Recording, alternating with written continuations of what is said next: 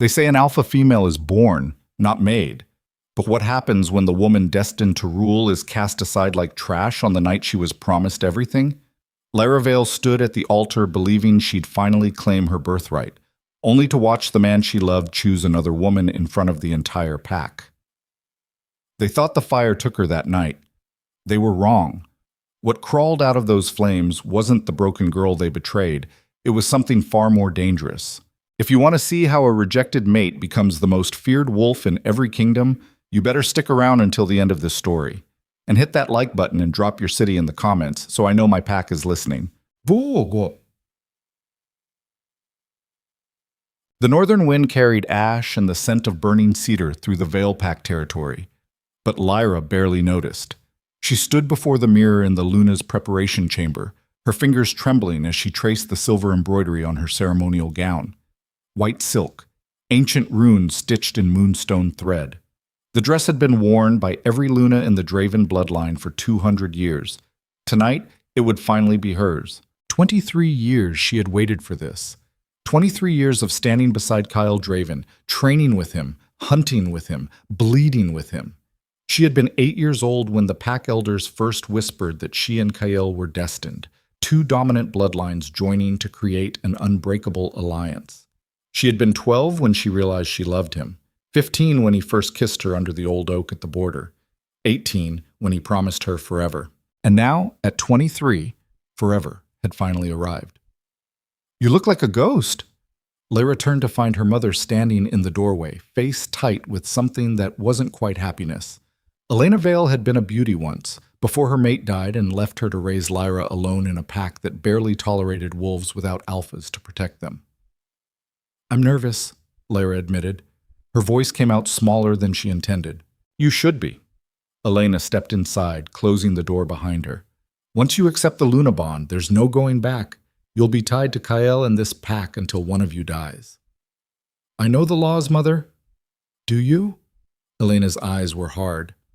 "Do you know what it means to stand beside a man who can break you with a single command? To build your entire existence around someone else's power?" Lyra felt heat rise in her chest. Kyle would never... "Kyle is an alpha." Elena's words cut like glass. "And alphas protect the pack first. Always. Don't forget that." Before Lyra could respond, 3 sharp knocks echoed through the chamber. The ceremonial summons. It was time. Her mother's expression softened, just barely. She reached out and tucked a strand of dark hair behind Lyra's ear.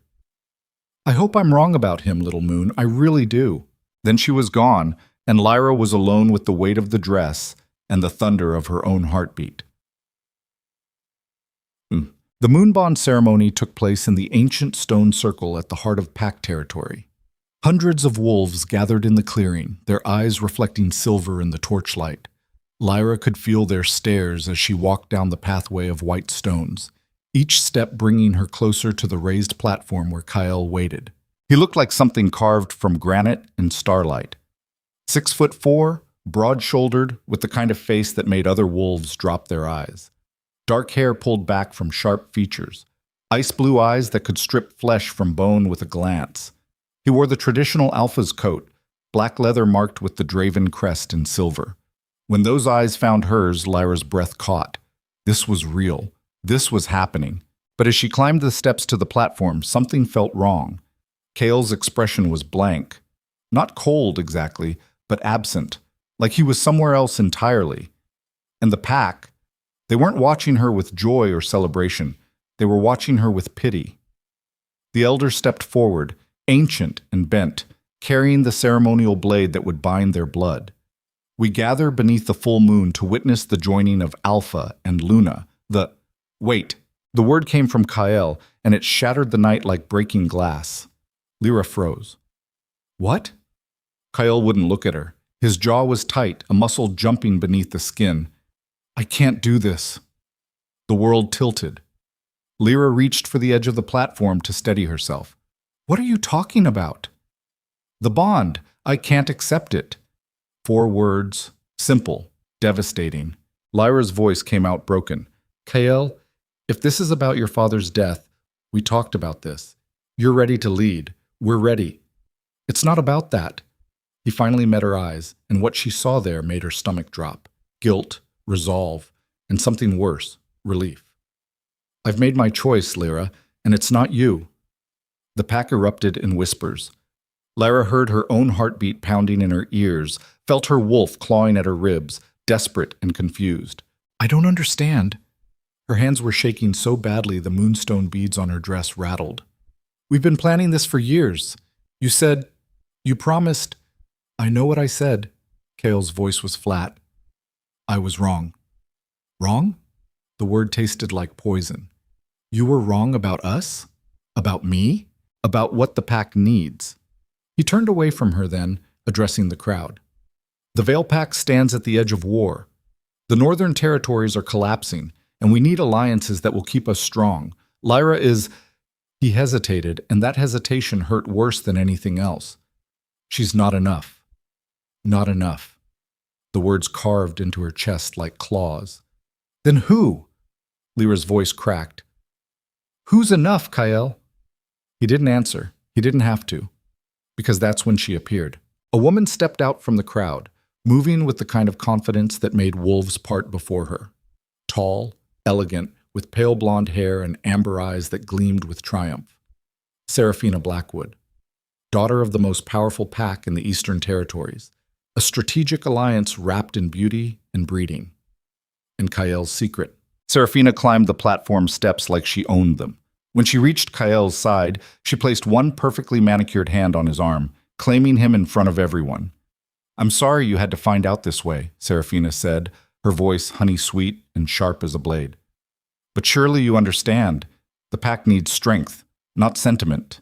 Lyra couldn't breathe, couldn't think. She looked at Kael, searching for anything, anger, regret, shame. But he just stood there, letting this woman touch him, letting her words slice Lyra open in front of 300 witnesses. How long? Lyra's voice was barely a whisper. Kael's jaw tightened. That doesn't matter. How long, Kael? 6 months, Seraphina answered for him, smiling. We've been planning the alliance since spring. Honestly, I'm surprised he waited this long to tell you. That's Kael, though, too kind for his own good. 6 months. Half a year of lies. Half a year of Lyra planning a future that was already dead. She looked down at her dress. The dress she had imagined wearing since she was a child. The dress that now felt like a burial shroud. When she looked back up, Kael was finally watching her, and for just a second she saw pain flash across his face. Good. She hoped it killed him.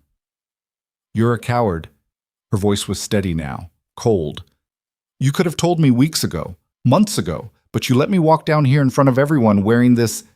She gestured at the gown. You let me believe... I tried to tell you.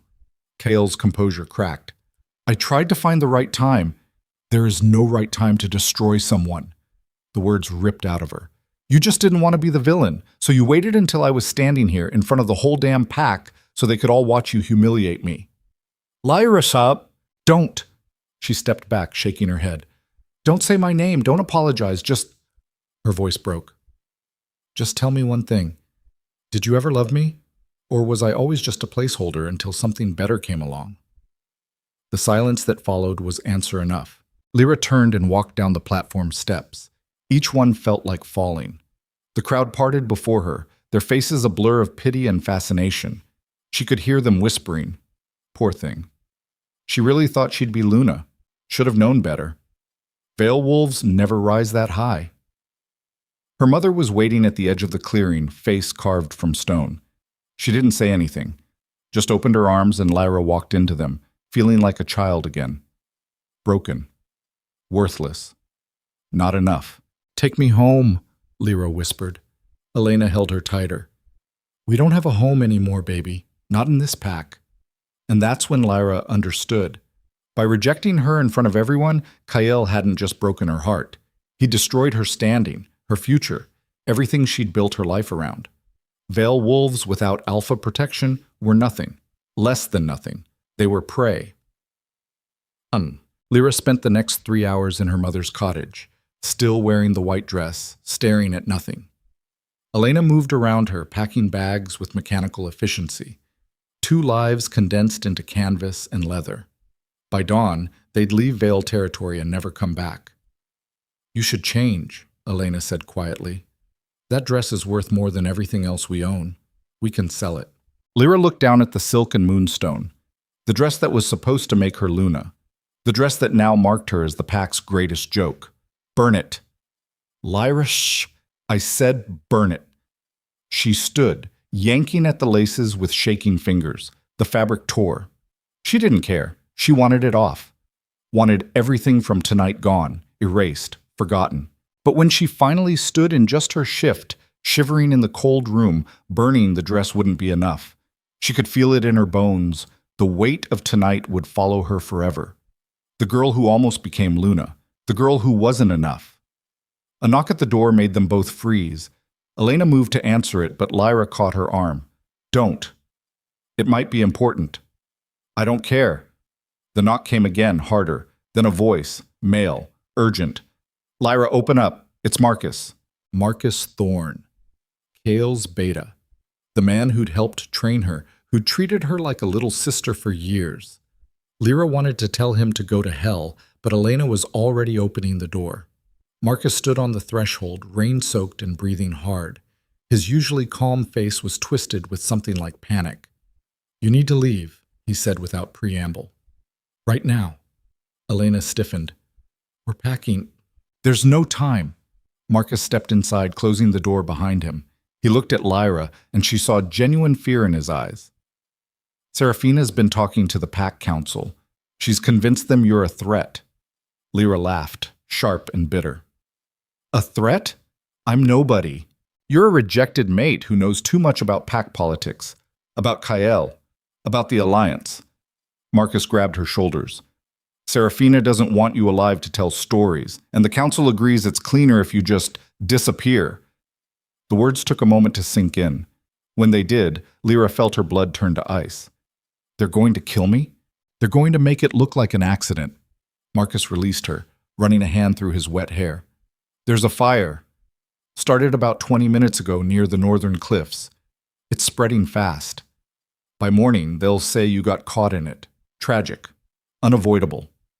Elena moved between them and the door, her eyes wild. "Kael would never." "Kael's locked in the Alpha's chambers." Marcus's voice was flat. "Seraphina made sure of it. Said he needed time to adjust to the new bond. He doesn't even know what's happening." Lyra's wolf surged inside her, all teeth and rage. "So his future mate is trying to murder me, and he's just letting it happen?" "He doesn't know," Marcus repeated. But they both heard the unspoken truth. Kael had made his choice. He'd chosen Seraphina, chosen the Alliance, and now Lyra was paying the price. "How long do we have?" Elena's voice was steady, but her hands were shaking as she reached for their bags. "Minutes. Maybe less." Marcus pulled a set of keys from his pocket and pressed them into Lyra's hand. "There's a truck waiting behind the eastern border. Take the fire roads north until you hit the river, then follow it west. Don't stop, don't come back." Lyra stared at the keys. Cold metal. A different future. One where she ran like prey instead of standing her ground. "Why are you helping us?" she asked. Marcus met her eyes. "Because I've known you since you were 10 years old. And because what's happening tonight is wrong." He glanced at Elena. "Get her out of here, please." The smell of smoke was stronger now, seeping through the walls. Lyra could hear shouts in the distance. The fire was close. Elena grabbed her arm. "We have to go. Now." But Lyra pulled free, moving to the window. She could see flames on the hillside, orange and hungry, spreading toward the cottage. And between the fire and the house, she could see wolves, not running from the blaze, running toward it, toward her. "They're not even hiding it," she whispered. Marcus cursed. "Back door, go." They ran. Quote. The next 10 minutes were chaos and smoke and the thunder of paws behind them. Elena shifted mid-stride, her wolf form faster and stronger than her human body. She grabbed Lyra's shift in her teeth and pulled, urging her to shift too. But Lyra couldn't. Her wolf was there, clawing at her ribs, but something was broken. The bond she'd expected to solidify tonight, the connection between human and beast that the Luna ceremony would have completed, was fractured. Incomplete. She was stuck between forms, too human to run on 4 legs, too wolf to think clearly. So she ran on 2 legs, stumbling through the forest in nothing but her thin shift, feet bleeding on rocks and roots, lungs burning with smoke and terror. Behind them, the fire roared, and beneath it, she could hear voices, shouting, coordinating. They weren't just letting the fire take her, they were herding her toward it. Elena's wolf darted ahead, leading them toward the eastern border. But when they broke through the tree line, Lyra's heart sank. The truck was there, but so were 3 wolves standing between them and escape. Elena snarled, positioning herself between Lyra and the threat. The largest wolf, a massive gray male, shifted, and Lyra recognized him. Garrett Cross, one of Seraphina's personal guards. "Nothing personal, Vale," Garrett said, flexing his shoulders. "Just business." "Let us go." Lyra's voice was hoarse from smoke. "We'll leave the territory. You'll never see us again." "Can't do that." Garrett tilted his head. The Blackwood Luna gave very specific orders. No loose ends. The Blackwood Luna. That's what Seraphina was now. Less than 2 hours after destroying Lyra's life, she'd already claimed the title. Lyra's wolf finally surged forward, and this time she didn't fight it. The shift was agony, bones breaking and reforming wrong, fur erupting from skin that wasn't ready. But when it was done, she stood on 4 legs, smaller than Elena but faster, angrier. She'd never killed another wolf before, but tonight she was willing to learn. Garrett shifted back and the fight began. It wasn't elegant. It wasn't honorable. 3 against 2, with smoke choking the air and fire closing in on all sides. Elena fought like a demon, taking down one wolf and wounding another. But Garrett was stronger, faster. He caught Elena by the throat and slammed her into a tree hard enough that Lyra heard bones crack. "No!" Lyra lunged at him, teeth bared. Garrett swatted her aside like she was nothing. She hit the ground hard, tasting blood. Through blurred vision, she saw him standing over her mother's still form. "She's done," he said. "You're next." Lyra tried to stand, but her back leg wouldn't hold. Broken. Everything was broken. Garrett shifted, looming over her in human form. "For what it's worth, I heard you would have made a decent Luna, better than the Ice Queen we're stuck with now." He raised his foot. "But the strong survive. And you, sweetheart, were never strong enough." The boot came down toward her skull. Lyra closed her eyes, and then the world exploded. Not the boot, not Garrett. The fire. The blaze had reached the fuel cache Marcus must have stashed near the truck. The explosion threw Garrett backward, engulfing him in flames. His screams cut through the night. The other wolves scattered, more afraid of burning alive than finishing their kill. Lyra dragged herself toward her mother. Elena was breathing, barely. Blood matted her fur. Too much blood. "Mom!" Lyra shifted back to human, ignoring the fresh agony. "Mom, stay with me!" Elena's eyes opened, gold flecked with red. She shifted too, using the last of her strength. "Run!" she whispered. Blood bubbled at her lips. "The river, north. I'm not leaving you." "Yes, you are." Elena's hand found Lyra's face. "You're going to survive this. You're going to become something they can't destroy." Her breathing rattled. "Promise me." "Mom, promise." Lyra's throat closed. "I promise." Elena smiled. It was small and sad and final. Then her eyes went distant, and the hand on Lyra's cheek fell away. For a long moment, Lyra knelt there in the dirt and ash, holding her mother's body, feeling something inside her chest splinter into pieces that would never fit back together. Then the fire roared closer, and survival instinct kicked in. She ran. The northern cliffs overlooked a river that cut through the territory like a black vein. Lyra reached the edge with flames at her back and nowhere else to go. The drop was 60 feet, jagged rocks, white water. Behind her she heard voices. The wolves had regrouped. She looked down at the water, looked back at the fire, at the pack that had raised her, and then decided she was expendable. "Not strong enough," she whispered. Garrett's words. Kael's rejection. Her mother's warning. All of it condensed into 3 words that had defined her entire life. Well, if she was going to die, she'd rather drown than burn. Lyra jumped. The fall seemed to last forever. wind screaming past her ears, smoke and stars above her. Then the water hit like concrete, driving the air from her lungs, pulling her under. Cold. So cold it stopped her heart. The current grabbed her and dragged her downstream. She tried to swim, but her broken leg was useless, and her arms had no strength left. Her head broke the surface once, long enough to gasp a breath and see the sky. Then the river pulled her down again, and the world went black. Geek. When consciousness returned, it came in pieces, sand beneath her cheek, rough and cold, the smell of rotting fish and river mud, pain, everywhere. Lyra opened her eyes and saw gray dawn light filtering through mist. She was on a narrow beach, miles downstream from Vale territory. Her body was a map of agony, broken bones, torn muscles, deep gashes that should have killed her. But she was alive. She tried to laugh, but it came out as a sob. Alive. After everything, she was still breathing. Then she heard it. Footsteps. Crunching through sand and gravel. Lyra tried to move, to shift, to defend herself, but her body was done. She could barely lift her head. The footsteps stopped. A shadow fell across her.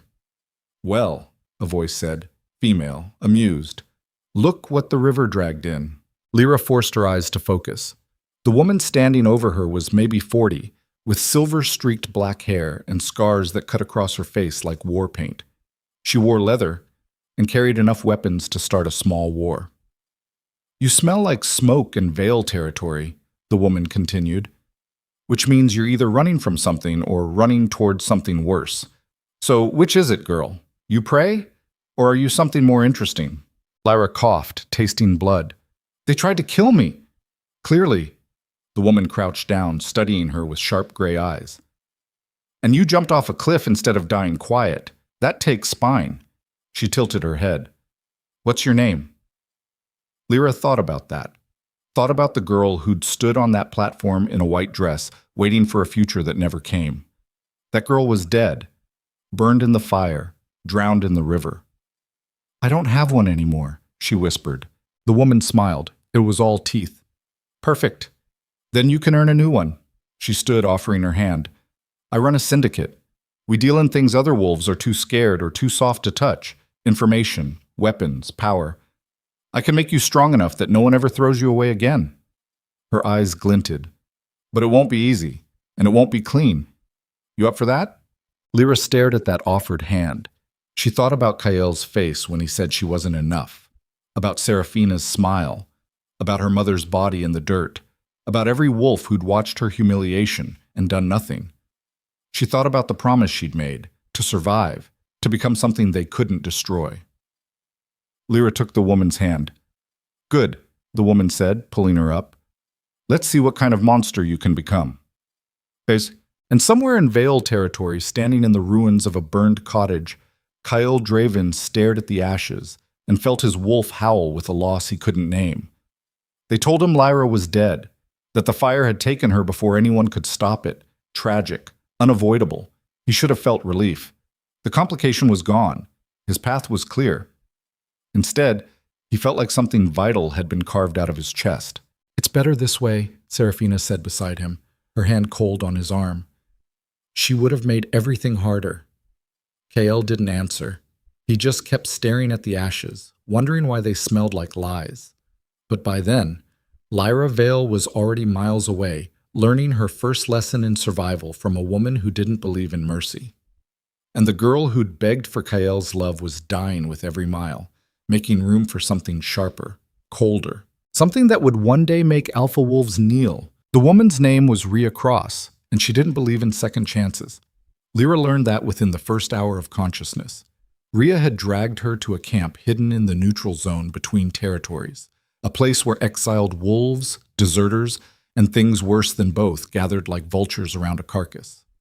The compound was all corrugated metal and razor wire, built into the side of a cliff that overlooked nothing but wasteland. They threw Lyra into a cell that smelled like rust and old blood. No bed, no blankets, just concrete and the sound of her own breathing. She stayed there for 3 days. No food, no water, no explanations. On the 4th day, Rhea appeared in the doorway, arms crossed, watching Lyra try to stand on a leg that still hadn't healed right. "So you're still alive," Rhea said. "Interesting." Lyra's throat was raw. "Why am I here?" "Because I wanted to see if you'd beg." Rhea stepped into the cell. Most wolves start crying by day 2, promising loyalty, offering anything, just for a drink of water. But you just sat there, bleeding and quiet. That tells me something. What? That you're either too proud or too broken, and I don't have use for broken things. Rhea pulled a canteen from her belt and tossed it. Lyra caught it, barely. "Drink, then we talk." The water tasted like metal and salvation. Lyra forced herself to sip slowly, even though her body screamed to gulp it down. Control. That's what this was about. Rhea was testing whether she could still think past her own desperation. When the canteen was half empty, Lyra lowered it and met Rhea's eyes. "What do you want from me?" "Everything." Rhea smiled. "Your old life, your old name, whatever honor or morality you've been clinging to. I want all of it gone. Because the girl who walked into that ceremony hall, she's worthless to me. But the woman who chose the river over the fire, she might be worth training. Training for what? To be the thing wolves fear when they close their eyes." Rhea crouched down to Lyra's level. "I run the Shadow Crescent Syndicate. We deal in secrets, weapons, and leverage. We make alphas disappear. We topple packs that get too comfortable. And we don't answer to anyone's laws but our own." "You want that kind of power?" Lyra thought about Kael's face, about Seraphina's smile, about her mother's blood in the dirt. "Yes." "Good." Rhea stood. "Then here's how this works. You train until you can't remember what weakness feels like. You learn to read a wolf's intentions before they even know they have them. You become fluent in violence and negotiation and the 1,000 little ways to destroy someone without ever touching them. And if you survive the next 6 months without breaking, maybe you'll earn a real name. Maybe you'll earn a place in my organization. Maybe you'll even earn revenge. And if I don't survive, then you die and I find someone else." Rhea turned toward the door. "Welcome to the Syndicate, girl. Try not to disappoint me." The door slammed shut and Lyra was alone again. But this time, the silence felt different. Not like abandonment, like a promise. The training started that same night. They threw her into a ring with a male wolf twice her size and told her to last 5 minutes without submitting. She lasted 2 before he had her pinned, teeth at her throat, her own blood slicking the floor. "Again," Rhea said from the sidelines. They did it again, and again, and again. By the 20th round, Lyra stopped trying to overpower him, started watching the way his weight shifted before he lunged, the way his eyes telegraphed his next move. She stopped fighting like prey and started fighting like something with nothing left to lose. The next time he came at her, she went low, driving her shoulder into his knee. Bone cracked. He went down howling, and Lyra was on him before he could recover, teeth locked on his windpipe. "Enough," Rhea called. Lyra didn't let go. Her wolf was screaming for blood, for payback against every strong thing that had ever made her feel small. "I said enough." Rhea's voice cut through the rage.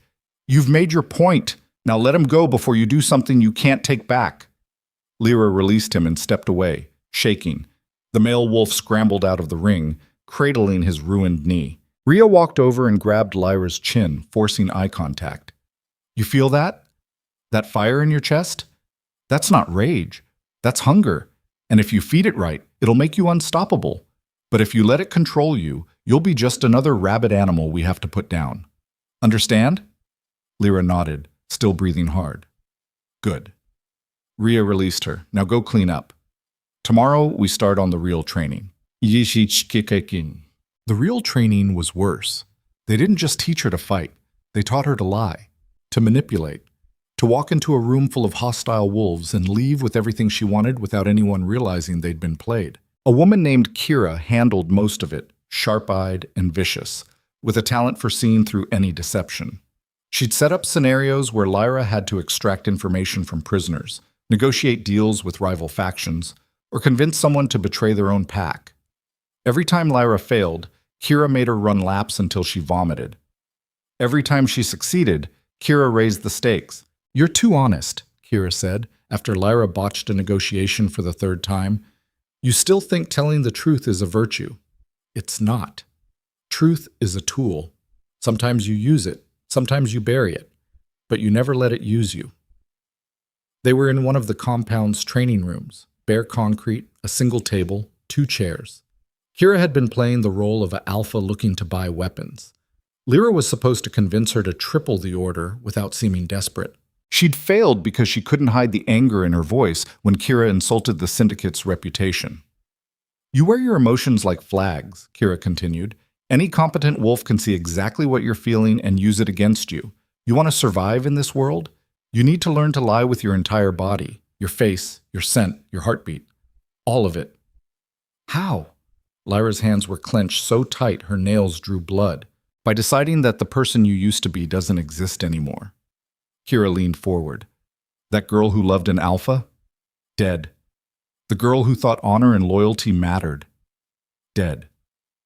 You're building something new now, something that doesn't bleed when wolves like Kale Draven decide you're disposable.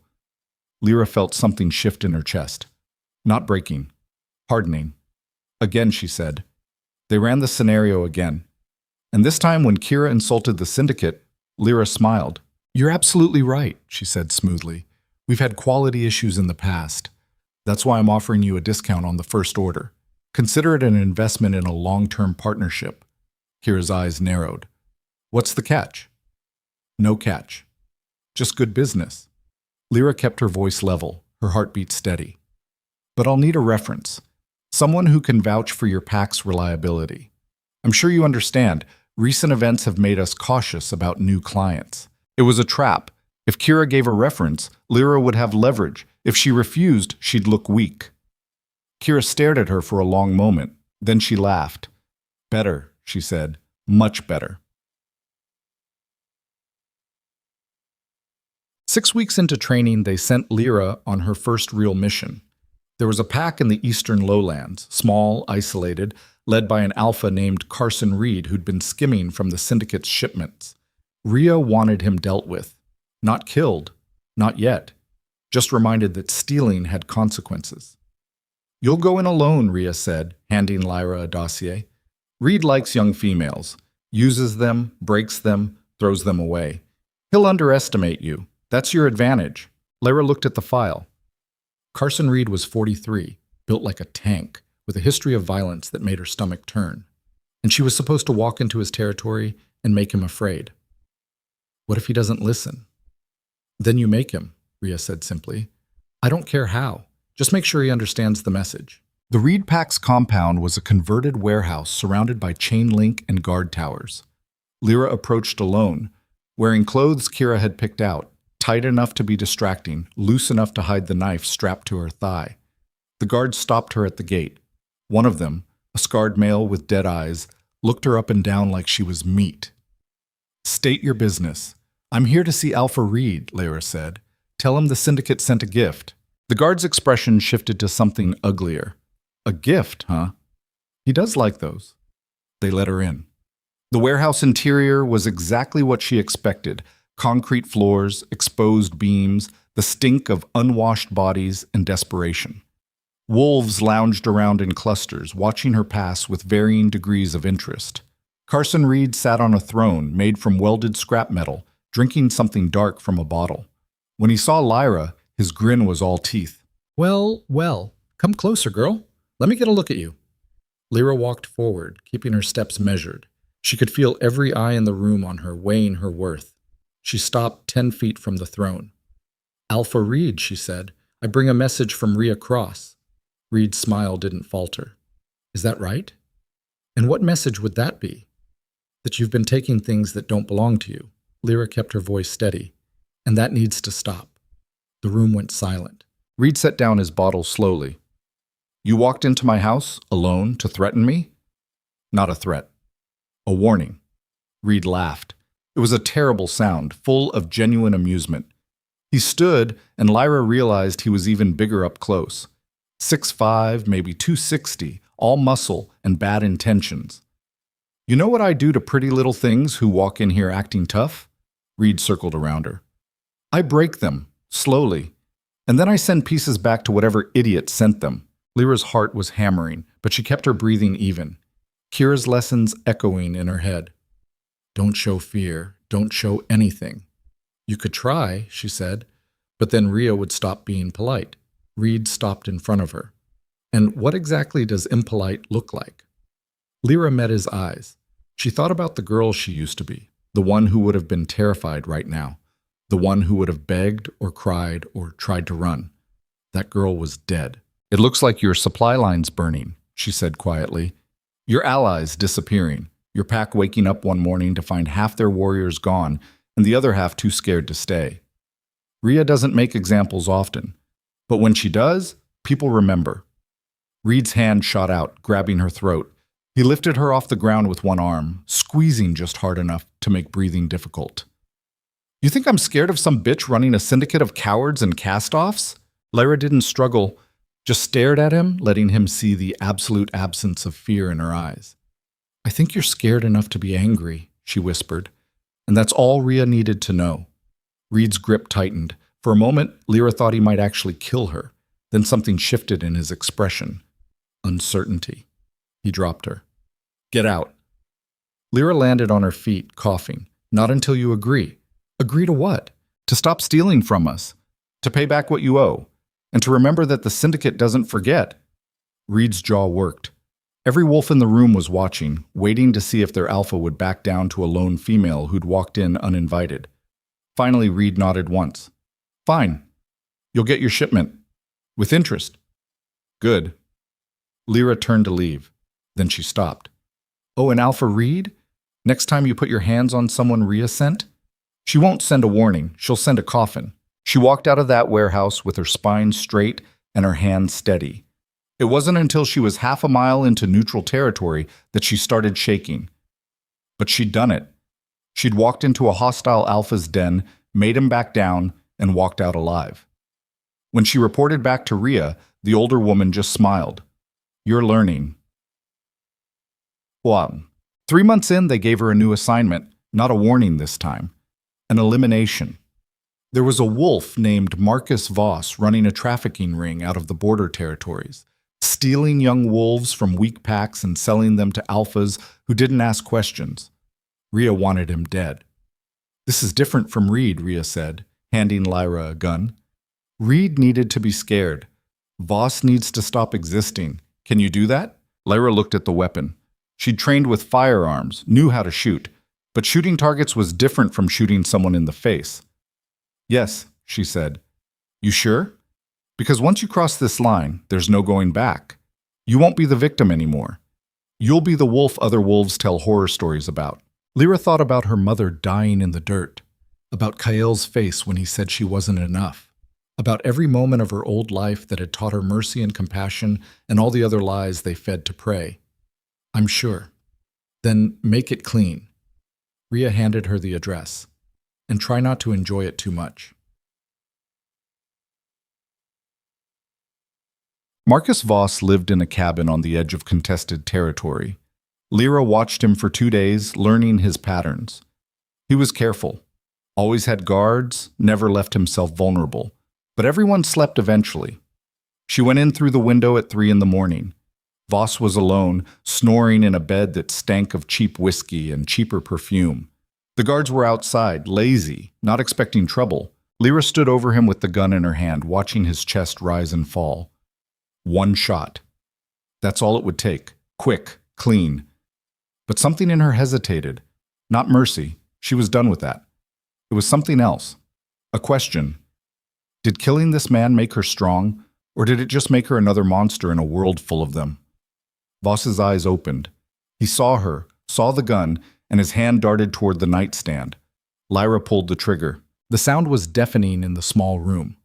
Voss jerked once and went still, a red bloom spreading across his chest. Lyra stood there, staring at what she'd done, waiting to feel something, guilt, horror, regret. But all she felt was empty. She left through the same window she'd entered, disappearing into the night before the guards even realized their boss was dead. When she got back to the compound, Rhea was waiting.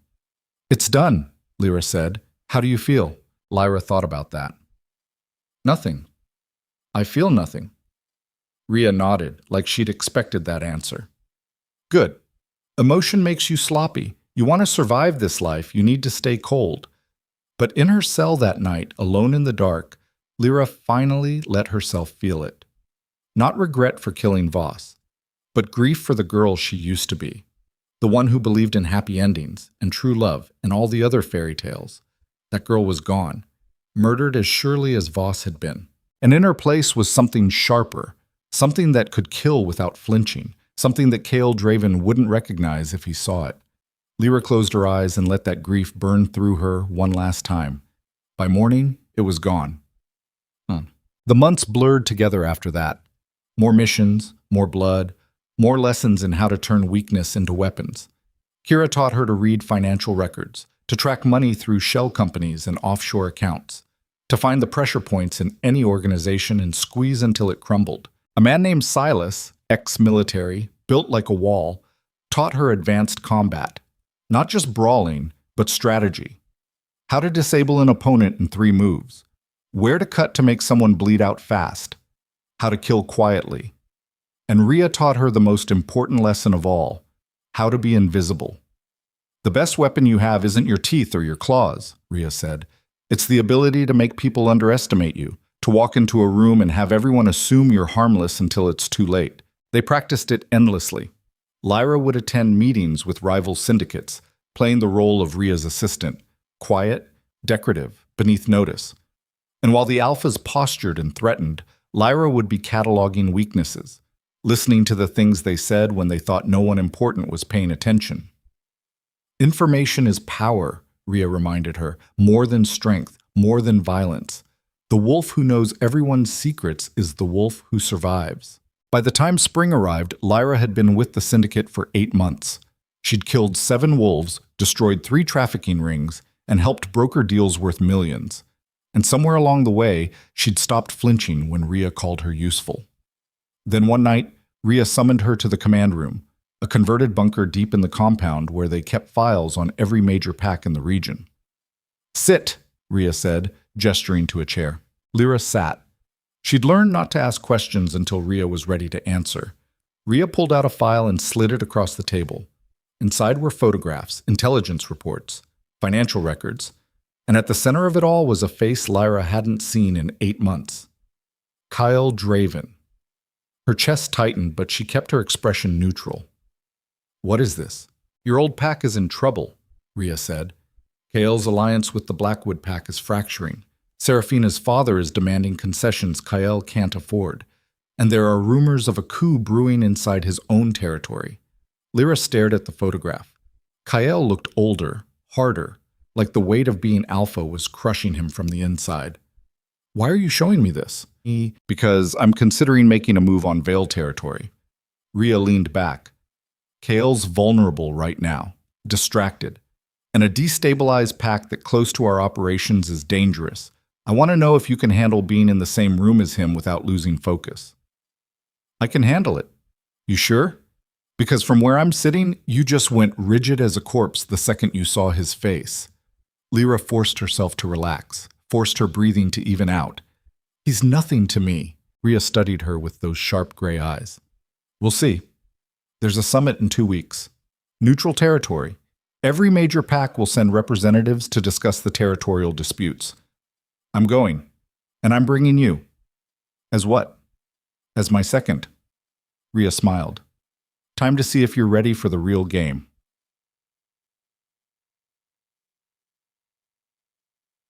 The summit was held in an old hotel on the edge of neutral ground, a massive stone building that had seen better days but still carried the weight of old power. Packs from across the region sent their alphas and advisors, all of them circling each other like sharks. Lyra arrived with Rhea, dressed in black leather and silver, her hair pulled back in a severe knot.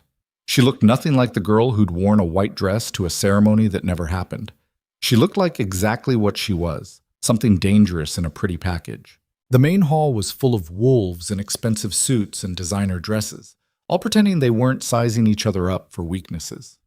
Lyra recognized some faces from intelligence reports, alphas she'd studied, territories she'd helped destabilize. And then she saw him. Cale stood near the far wall, surrounded by his advisors. He wore a dark suit that made him look every inch the alpha, powerful, controlled, untouchable. Serafina was at his side, her hand possessive on his arm, her amber eyes scanning the room like she was calculating the value of every wolf present. Lyra's wolf snarled inside her chest, wanting blood, wanting revenge. But Lyra herself felt nothing, just cold appraisal. "Breathe," Rhea murmured beside her. "You're staring." Lyra looked away. "I'm fine." "Good. Because here's how this plays out. We mingle, we gather information, and when the time is right, we make Kyle an offer he can't refuse." "What kind of offer?" "The kind that puts him in our debt." Rhea's smile was sharp. And once an alpha owes the syndicate a favor, he never really stops owing. Before Lyra could respond, a wolf approached them. Male, mid-40s, with the kind of smooth confidence that marked him as someone used to getting his way. "Rhea Cross," he said, offering his hand. "I'd heard you might attend." Rhea shook it. "Alpha Donovan, pleasure."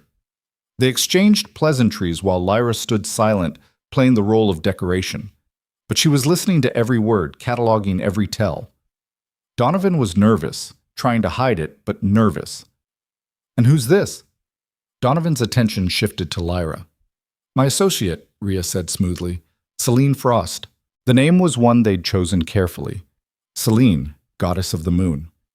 Frost, cold and unforgiving. A name that meant something without revealing anything. Donovan extended his hand. Lyra took it, her grip firm but not aggressive. "Pleasure," she said. Her voice was different now, lower, controlled. Nothing like the girl who used to laugh at Kyle's terrible jokes. Donovan held her hand a beat too long. "Charming." "Tell me, Miss Frost, what brings a syndicate to a pack summit?" "We prefer to stay informed," Lyra said evenly. "Instability is bad for business." Donovan chuckled. "I suppose it is." As he walked away, Rhea leaned in. "See? You're already invisible." He looked right at you and saw exactly what we wanted him to see. Lyra nodded, but her attention had already shifted back across the room, to where Kale was staring directly at her. Their eyes met, and for one frozen second, Lyra saw recognition flicker across his face. Confusion, disbelief. Then Serafina said something, and his attention snapped back to her. "He knows," Lyra said quietly. "Impossible." Rhea's voice was calm. "You look nothing like the girl he knew. Different hair, different scent, different everything. If he recognized you, it's just his subconscious making connections it can't explain. And if he figures it out, then we deal with it." Rhea's hand settled on Lyra's shoulder. "But remember, you're not that girl anymore. Whatever he thinks he saw, it doesn't matter. You're Celine Frost now." And Celine Frost doesn't flinch. Right. But as the night wore on, Lyra could feel Kyle's attention circling back to her. Watching. Trying to solve a puzzle he didn't know existed. And when the speeches began, when each alpha stood to address the assembly, Kyle's voice cut through the room like a blade. He spoke about unity, about the dangers of fracturing territories, about the importance of honoring old alliances. Lyra listened and heard the lies beneath the words, heard the desperation of a man trying to hold together something that was already coming apart. When he finished, polite applause rippled through the room. Rhea stood next. She didn't talk about unity or honor. She talked about power, about the inevitability of change, about how the packs clinging to old ways would be swept aside by those willing to adapt. And when she finished, the silence was heavier than any applause. As they sat down, Kyle was staring again. But this time, when Lyra met his eyes, she didn't look away. She smiled. Cold. Sharp. The smile of a wolf who'd learned to enjoy the hunt. And in that moment, she saw the exact second Kyle realized he was looking at a predator. The private meeting started after midnight. Rhea had arranged a suite on the top floor, away from the main gatherings. One by one, alphas came to negotiate, to ask for favors, to offer deals, and Lyra sat beside Rhea, taking notes, observing, learning how power really worked.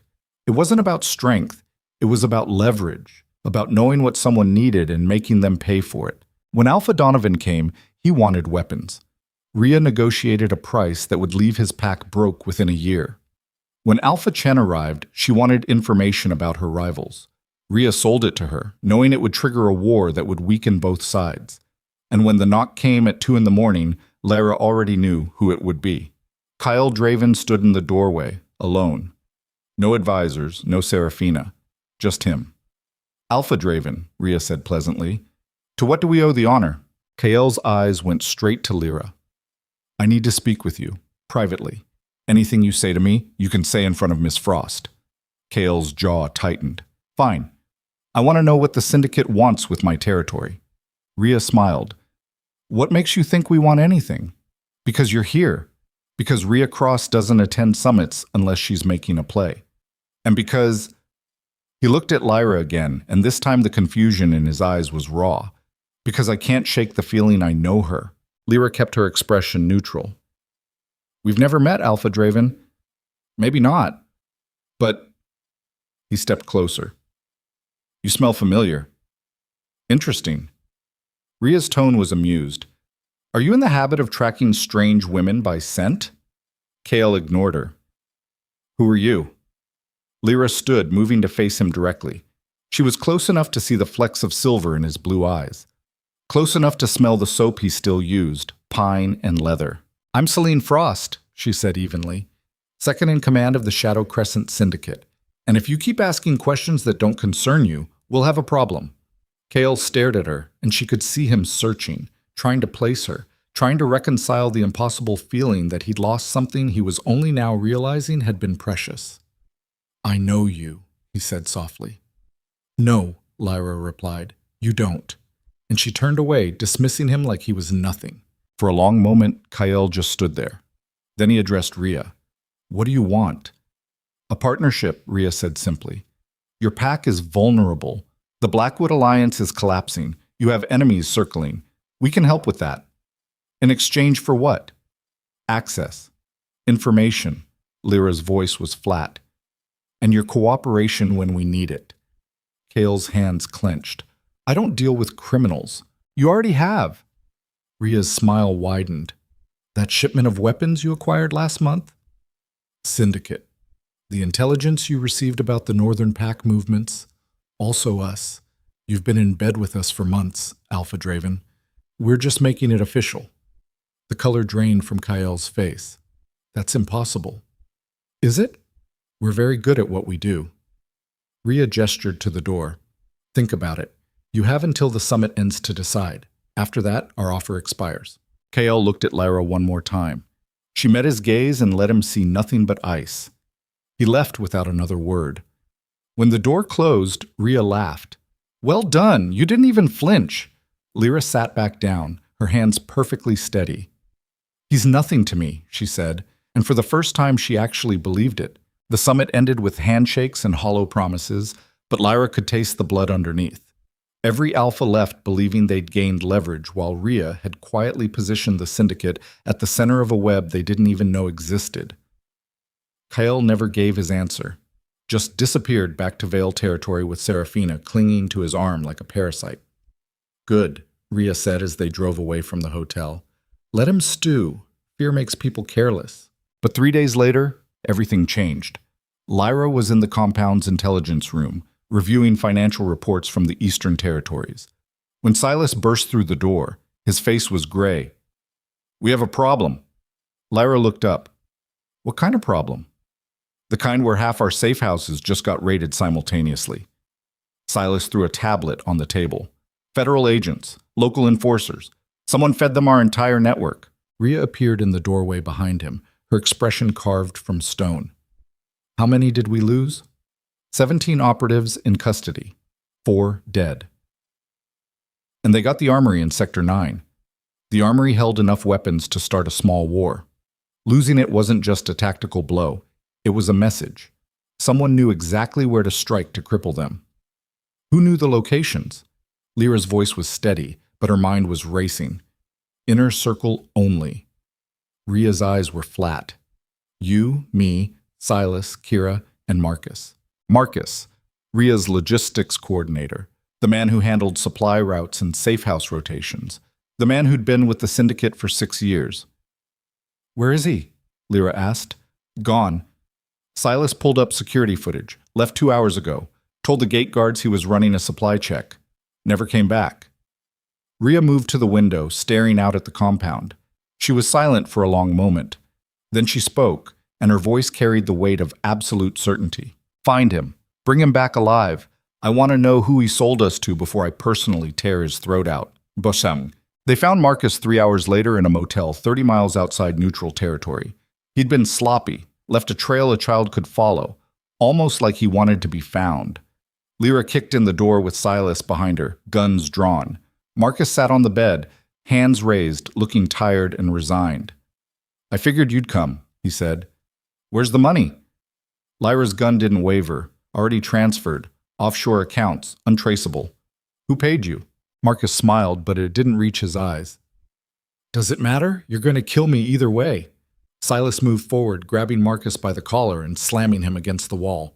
You've been with us for 6 years. Rhea trusted you, and that trust made it easy. Marcus didn't fight back, just hung there, bleeding from a split lip. You think the syndicate is some noble cause? We're parasites. We feed on the weak and call it justice. I got tired of pretending. Lyra felt something cold settle in her chest. This wasn't about money. This was about conviction. And that made it worse. You sold out 17 people. 4 are dead. They knew the risks. Marcus met her eyes. Just like you know yours. How long do you think you'll last before someone decides you're the liability? Before Rhea throws you to the wolves to save herself? Shut up. Silas drove a fist into Marcus's stomach. But Marcus kept talking, wheezing. You're fooling yourself, Celine. Or Lyra, or whatever you're calling yourself these days. Lyra's blood turned to ice. What did you just say? I know who you are. Marcus grinned through bloody teeth. The rejected mate. The dead girl. You think your little transformation makes you safe? You're still running from the same alpha who threw you away. How long have you known? Long enough. Marcus's smile widened. And I'm not the only one. Who else knows? Wouldn't you like to find out? Maybe it's Kira. Maybe it's Silas. Maybe it's Rhea herself, keeping you around as a weapon to use against Kael when the timing's right. You're lying. Am I? Marcus leaned forward despite Silas's grip. You ever wonder why Rhea picked you up off that riverbank? Out of all the broken wolves she could have saved, why you? Because she knew exactly who you were. Knew you'd be useful. Knew your rage would make you pliable. Lyra's hand tightened on the gun. Her mind was screaming denials, but underneath, a sick certainty was spreading. Rhea had known. From the very beginning. Silas looked at her. You want me to end this? Not yet. Lyra's voice was hollow. We bring him back. Let Rhea decide. Marcus laughed. Of course, run back to Mother. See what she tells you. See if she can lie to your face and make you believe it. Patats. They drove back to the compound in silence. Marcus was bound in the back of the truck, still smiling like he'd already won. Lyra stared out the window, watching the landscape blur past, trying to think through the implications. If Rhea had known who she was from the start, then everything, the training, the missions, the careful construction of Celine Frost, had been manipulation. A long game using Lyra's trauma as fuel. But why? What did Rhea gain from turning a broken mate into a weapon, unless the weapon had always been pointed at Kael?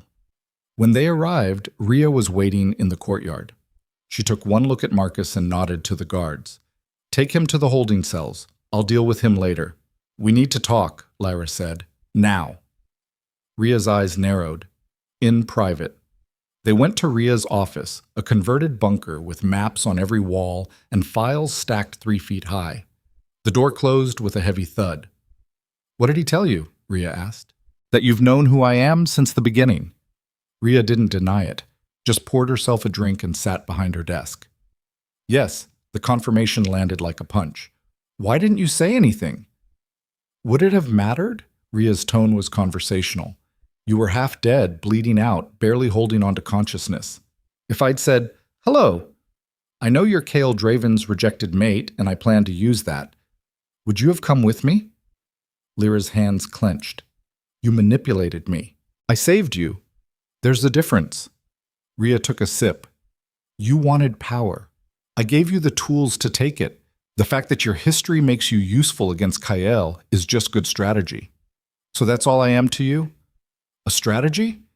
You're my second in command. Rhea's voice hardened. You've earned that through blood and competence, But yes, when the time comes to move against the Veil Pack, your connection to Kyle will be valuable. That doesn't erase everything else you've become. Lyra felt something fracture inside her. Another person using her. Another powerful figure who saw her as a means to an end, just like Kyle had. What's the play? Her voice was flat. What exactly are you planning to do with me and Kyle? Rhea set down her glass.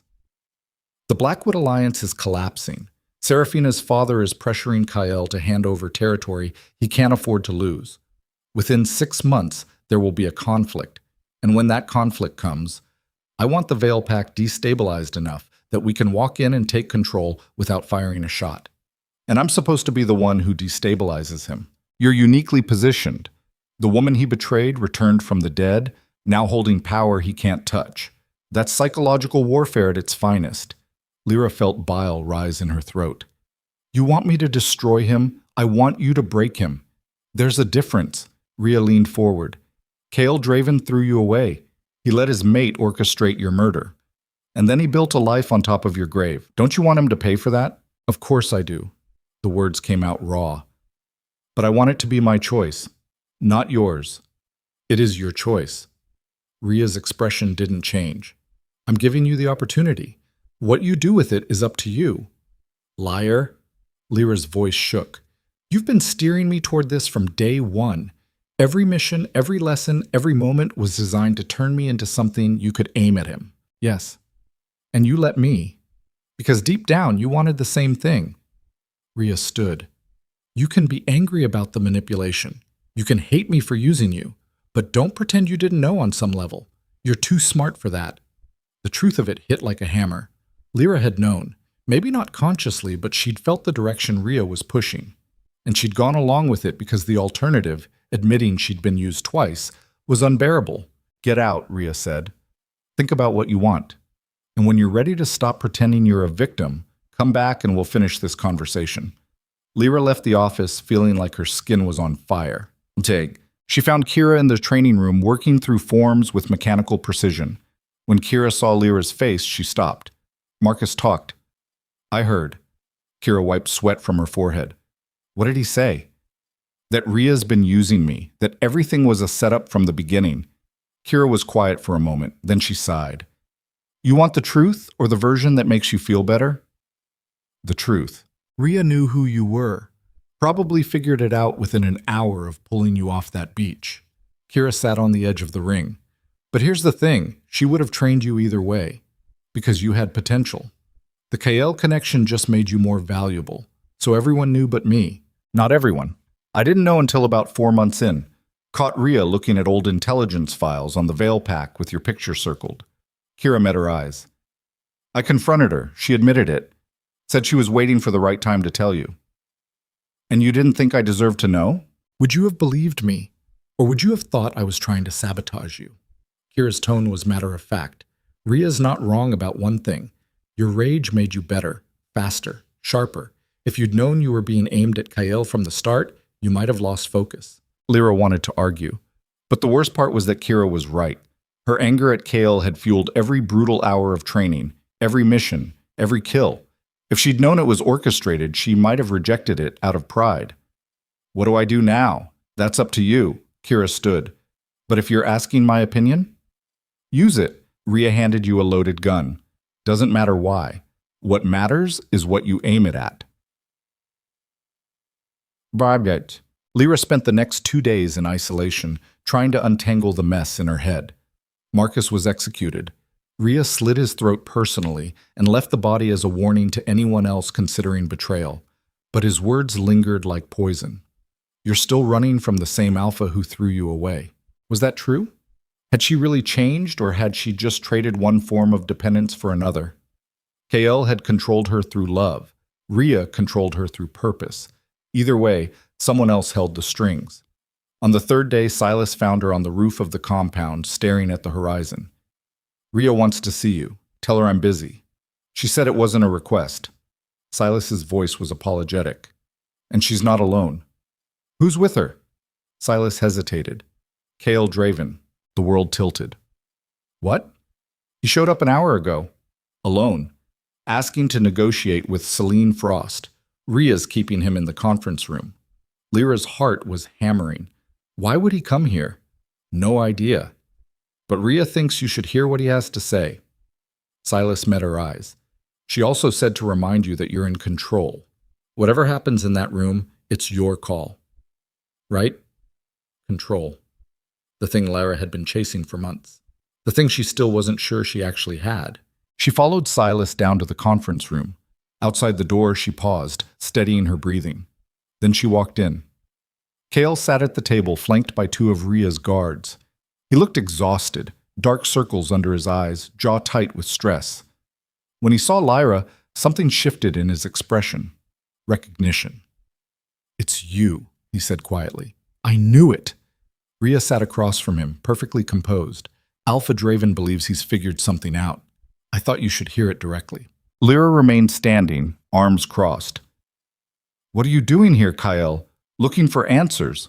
Kale stood slowly, his eyes never leaving her face. "I've been going insane for the past week. Your scent, your eyes, the way you move, it's impossible, but I can't shake it. So I did some digging. Found out Ria was in the neutral zone the night of the fire. The same night Lyra Vale supposedly died. Congratulations." Lyra's voice was ice. "You've connected dots. Want a medal? I want the truth." Kale took a step forward, and the guards tensed. "Are you her? Are you Lyra?" The question hung in the air like a blade. Lyra could deny it, could laugh in his face and send him away still questioning his sanity. That's what Ria would want. Keep him off balance. Keep him guessing. But looking at him now, seeing the desperation and guilt carved into every line of his face, Lyra realized she didn't want to hide anymore. She wanted him to know exactly what he'd lost. "Yes," she said. "I'm Lyra Vale. Or I was. Before you and your future Luna tried to burn me alive." Kael went white. "That's not... I didn't know..." "Didn't know?" Lyra's laugh was sharp.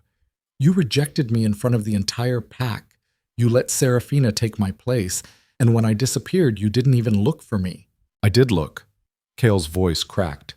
"When I found out what Seraphina had done, when I realized the fire wasn't an accident, I searched for weeks. But they found your mother's body. They said you drowned. I thought, you thought I was dead, so you moved on." Lyra stepped closer. "Tell me, Kael, how long did it take? A week? A month? How long before you stopped feeling guilty and just accepted your new Luna?" Kael's hands clenched. "I never accepted her. The alliance with the Blackwood Pack was falling apart before the ceremony even ended. Seraphina's father used the bond to seize control of half my territory. I've spent the last year trying to undo the damage. And that's supposed to make me feel sorry for you?" "No." Kael's voice dropped. "Nothing I say will fix what I did. I destroyed you because I was a coward. Because I thought pack politics mattered more than..." "Than what?" Lyra's voice was dangerous. "More than love? More than me?" "Yes." The admission hung between them like a corpse. Kael took another step forward. "I thought I was protecting the pack. Thought a strong alliance would keep us safe. But all I did was invite a viper into my home and lose the only person who ever..." "Stop." Lyra held up a hand. "I don't want your regrets. I don't want your apologies. That version of me who needed to hear those words, she's dead. You killed her." "I know." Kael's eyes were shining. "But you're still here. You survived. And you became a monster?" Lyra smiled coldly. "Is that what you were going to say?" "Powerful," Kael finished. "You became everything I was too blind to see you could be." Ria cleared her throat. "Touching as this is, Alpha Draven, you still haven't explained why you're here. Surely you didn't come just to beg forgiveness?" Kael dragged his attention away from Lyra. "I came to offer an alliance. The Blackwood Pack is preparing to move against me. Seraphina's been consolidating support among my own wolves. Within a month there will be a coup, and I don't have the resources to stop it alone. So you want the Syndicate's help?" Ria sounded amused. "And what exactly would we get in exchange?" "Whatever you want. Territory, access, information." Kael's jaw was tight. "Name your price. My second in command." Ria's smile was sharp. "I want Lyra to be the one who decides whether we help you or let you burn." Kael looked at Lyra, and she saw the exact moment he understood the trap. If he begged for her help, He'd be acknowledging her power, admitting she'd surpassed him. But if he walked away, he'd lose everything. "Please," he said quietly, "not for me. For the pack. For the wolves who had nothing to do with what happened to you." Lyra felt something twist in her chest. The pack. The same pack that had watched her humiliation in silence, that had mourned her death for maybe a week before moving on. "Give me one reason I should care what happens to them." "Because you're better than me." Kael's voice was raw. "Because you always were. And because I know that underneath everything you've become, there's still a part of you that believes in protecting the innocent." "You don't know anything about what's underneath." Lyra's voice shook. "You lost that right." "I know." Kael's shoulders sagged. "But I'm asking anyway, not as an alpha, not as the man who destroyed you, just as someone who's out of options and desperate enough to beg." The silence that followed was suffocating. Lyra looked at Rhea, who was watching with calculated interest. This was the moment, the culmination of months of training and manipulation. Rhea had positioned her perfectly, holding all the power while Kael groveled. But something felt wrong. This wasn't victory. This was just another person controlling the outcome. "I'll think about it," Lyra said finally. "Give me 2 days?" Kael nodded. "Thank you. Don't thank me yet. You might not like my answer."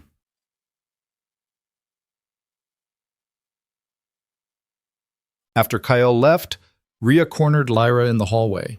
That was well played, keeping him on the hook, making him sweat. "That's not what I was doing." "Wasn't it?" Rhea tilted her head. "You had him broken in front of you, begging, and you held back. Why?" "Because I'm not sure what the right move is." "The right move is the one that gives us control of Vale territory without a fight." Rhea's voice hardened. "Kael's offering himself on a platter. We take his alliance, help him with the Blackwood problem, and then we own him. Own his pack. Everything. And if I don't want that, then you're letting emotion cloud your judgment." Rhea stepped closer. "He hurt you. He destroyed you. This is your chance to return the favor. Why are you hesitating?" "Because maybe I don't want to be the kind of person who kicks someone when they're down just because I can." Lyra met her eyes. "You taught me to be strong, to be ruthless. But you never taught me to be cruel for cruelty's sake. Cruelty is just another tool." Rhea's expression was unreadable. "And sentiment is a weakness. Is it? Or is it the thing that separates us from monsters like Marcus, like Seraphina?" Rhea was silent for a long moment. Then she sighed. "You're going to help him, aren't you?" "I don't know yet." "Yes, you do. I can see it in your eyes." Rhea turned away. "Fine. Help him. But when it backfires, when he betrays you again, because that's what weak alphas do, don't come crying to me." She walked away, leaving Lyra alone in the corridor. Lyra spent the next day gathering information. She had Silas pull files on the Blackwood pack, on Seraphina's movements, on the wolves in Kael's pack who'd aligned with the coup. The picture that emerged was grim. Seraphina had spent the past year systematically dismantling Kael's authority, turning his advisors against him, spreading rumors about his weakness, positioning herself as the true power behind the throne. And in 2 weeks, during the Blood Moon Summit, she was planning to make her move. A formal challenge. If Kael lost, she'd take the pack. If he won but was too weakened, the Blackwood pack would invade anyway. It was a perfect trap. Kira found her in the records room at midnight, surrounded by papers. "You're really going to do this, aren't you? Save the man who threw you away." "Maybe." "Why?" Lyra looked up. "Because Seraphina played both of us. She manipulated Kael into rejecting me, then tried to have me killed to cover her tracks. And she's been controlling him ever since. If I let him fall, she wins, and I'm not okay with that. So this is about revenge against her, not helping him." "Does it matter?" Kira shrugged. "Not really. As long as you're clear on your motivation." "I am." Lyra stood. "I'm going to burn Seraphina's world down. And if Kael benefits from that, fine. But he doesn't get forgiveness. He doesn't get me back. He just gets to survive." "Fair enough." Kira headed for the door, then paused. "For what it's worth, I think you're making the right call. Rhea's wrong about sentiment being weakness. It's what makes you human. Lose that, and you're just another predator." Back. Lyra sent word to Kael the next morning. She'd help. but on her terms. They met in neutral territory, an abandoned warehouse on the border. Kale arrived alone, as instructed. "Thank you," he said as soon as he saw her. "Don't." Lyra's voice was flat. "I'm not doing this for you. I'm doing it because Serafina needs to pay for what she did to both of us." "Understood. Here's how this works." Lyra handed him a folder. "This is every piece of dirt the Syndicate has on the Blackwood Pack. Financial crimes, treaty violations, evidence that Serafina's father has been running illegal operations through your territory. You take this to the summit, you expose them publicly, and you sever the alliance." Kale flipped through the documents, his expression darkening. "This will destroy them." "Yes. It'll also make me a target. The Blackwood Pack won't take this lying down." "I know. That's why you're going to accept the Syndicate's protection, publicly. You announce that you've allied with us, and suddenly attacking you means going to war with Rhea Cross. Most packs won't risk that." Kale looked up. "And what does the Syndicate get? A foothold in your territory, access to your trade routes, and a very large consulting fee." Lyra's smile was cold. "You wanted our help. This is the price." Kale was quiet for a long moment. Then he nodded. "Done. One more thing." Lyra stepped closer. "When this is over, when Serafina's dealt with and your pack is stable, you and I are done. No more meetings, no more negotiations. You go your way and I go mine." Kale's face crumpled. "Lyra, I mean it. Whatever you think you see when you look at me, it's not her. Lyra Vale died in that river. I'm someone else now. And I don't have room in my life for ghosts." "I understand." "Good." She turned to leave. "For what it's worth," Kyle said quietly, "I'm proud of you, of what you've become. Even if I hate that it took losing you to see how extraordinary you always were." Lyra didn't turn around. "Save it for someone who cares." She walked out of the warehouse and didn't look back. The Blood Moon Summit was 2 weeks away. Lyra spent the time preparing, coordinating with Rhea, drilling the plan with Silas and Kira, making sure every angle was covered. But 3 days before the summit, everything fell apart. Lyra was in her quarters when the alarm started blaring. She grabbed her weapon and ran to the command center where chaos had erupted. "What's happening?" she shouted over the noise. Rhea's face was stone. "We're under attack. Blackwood forces. At least 50 wolves, heavily armed. How did they know where to find us?" Someone talked. Rhea's eyes were murderous. "And I'm going to find out who." The compound shook as explosions rocked the outer walls. Lyra could hear gunfire, screaming, the sounds of wolves tearing into each other. "We need to evacuate," Silas said. "Get to the tunnels before—" The door exploded inward. Serafina Blackwood stood in the smoking entrance, flanked by a dozen fighters. She looked immaculate despite the carnage, not a hair out of place, her smile sharp as broken glass. "Hello, Lyra. Or should I say Celine?" Serafina's eyes glittered. "Funny how names change, but the stench of weakness stays the same." Lyra raised her gun. "How did you find us?" "Oh, that was easy." Serafina stepped over rubble. "Kyle told me everything. Where you were hiding, what you were planning. Poor desperate Kyle, so eager to save his pack that he sold you out without a second thought." The words hit like bullets. "You're lying." "Am I?" Serafina pulled out a phone and tossed it to Lyra. "Check the messages. See for yourself." Lyra caught the phone, opened it, and felt her world shatter. The messages were from Kyle, detailing the Syndicate's location, Lyra's identity, the plan to expose the Blackwood Pack at the summit. Everything. He'd given Serafina everything. Rhea's voice was ice. "I told you sentiment was a weakness." Lyra couldn't breathe, couldn't think. She'd trusted him, not with her heart, that was long dead, but with tactical information, with the Syndicate's safety, and he'd used it to bargain for his own survival. Again. Why? The word came out broken. "Because I own him." Serafina's smile widened. "I've owned him since the night I convinced him you weren't good enough. And when he came crawling to me, terrified about the evidence you'd given him, it was so easy to flip him. I promised to let his pack survive if he delivered you, and he agreed without hesitation." Another explosion shook the compound. Serafina gestured to her fighters. "Take them, all of them. I want Rhea and Lyra alive. The rest can burn." Lyra's vision went red. She'd spent a year remaking herself. becoming something strong, something untouchable. And Kael had destroyed it all with the same cowardice that had ruined her the first time. There would be no more mercy, no more hesitation, no more clinging to the idea that somewhere beneath the monster she'd become, there was still something worth saving. That girl was dead. And this time, Lyra was going to make damn sure she stayed buried. The phone slipped from Lyra's fingers and hit the concrete with a crack that sounded like bone breaking.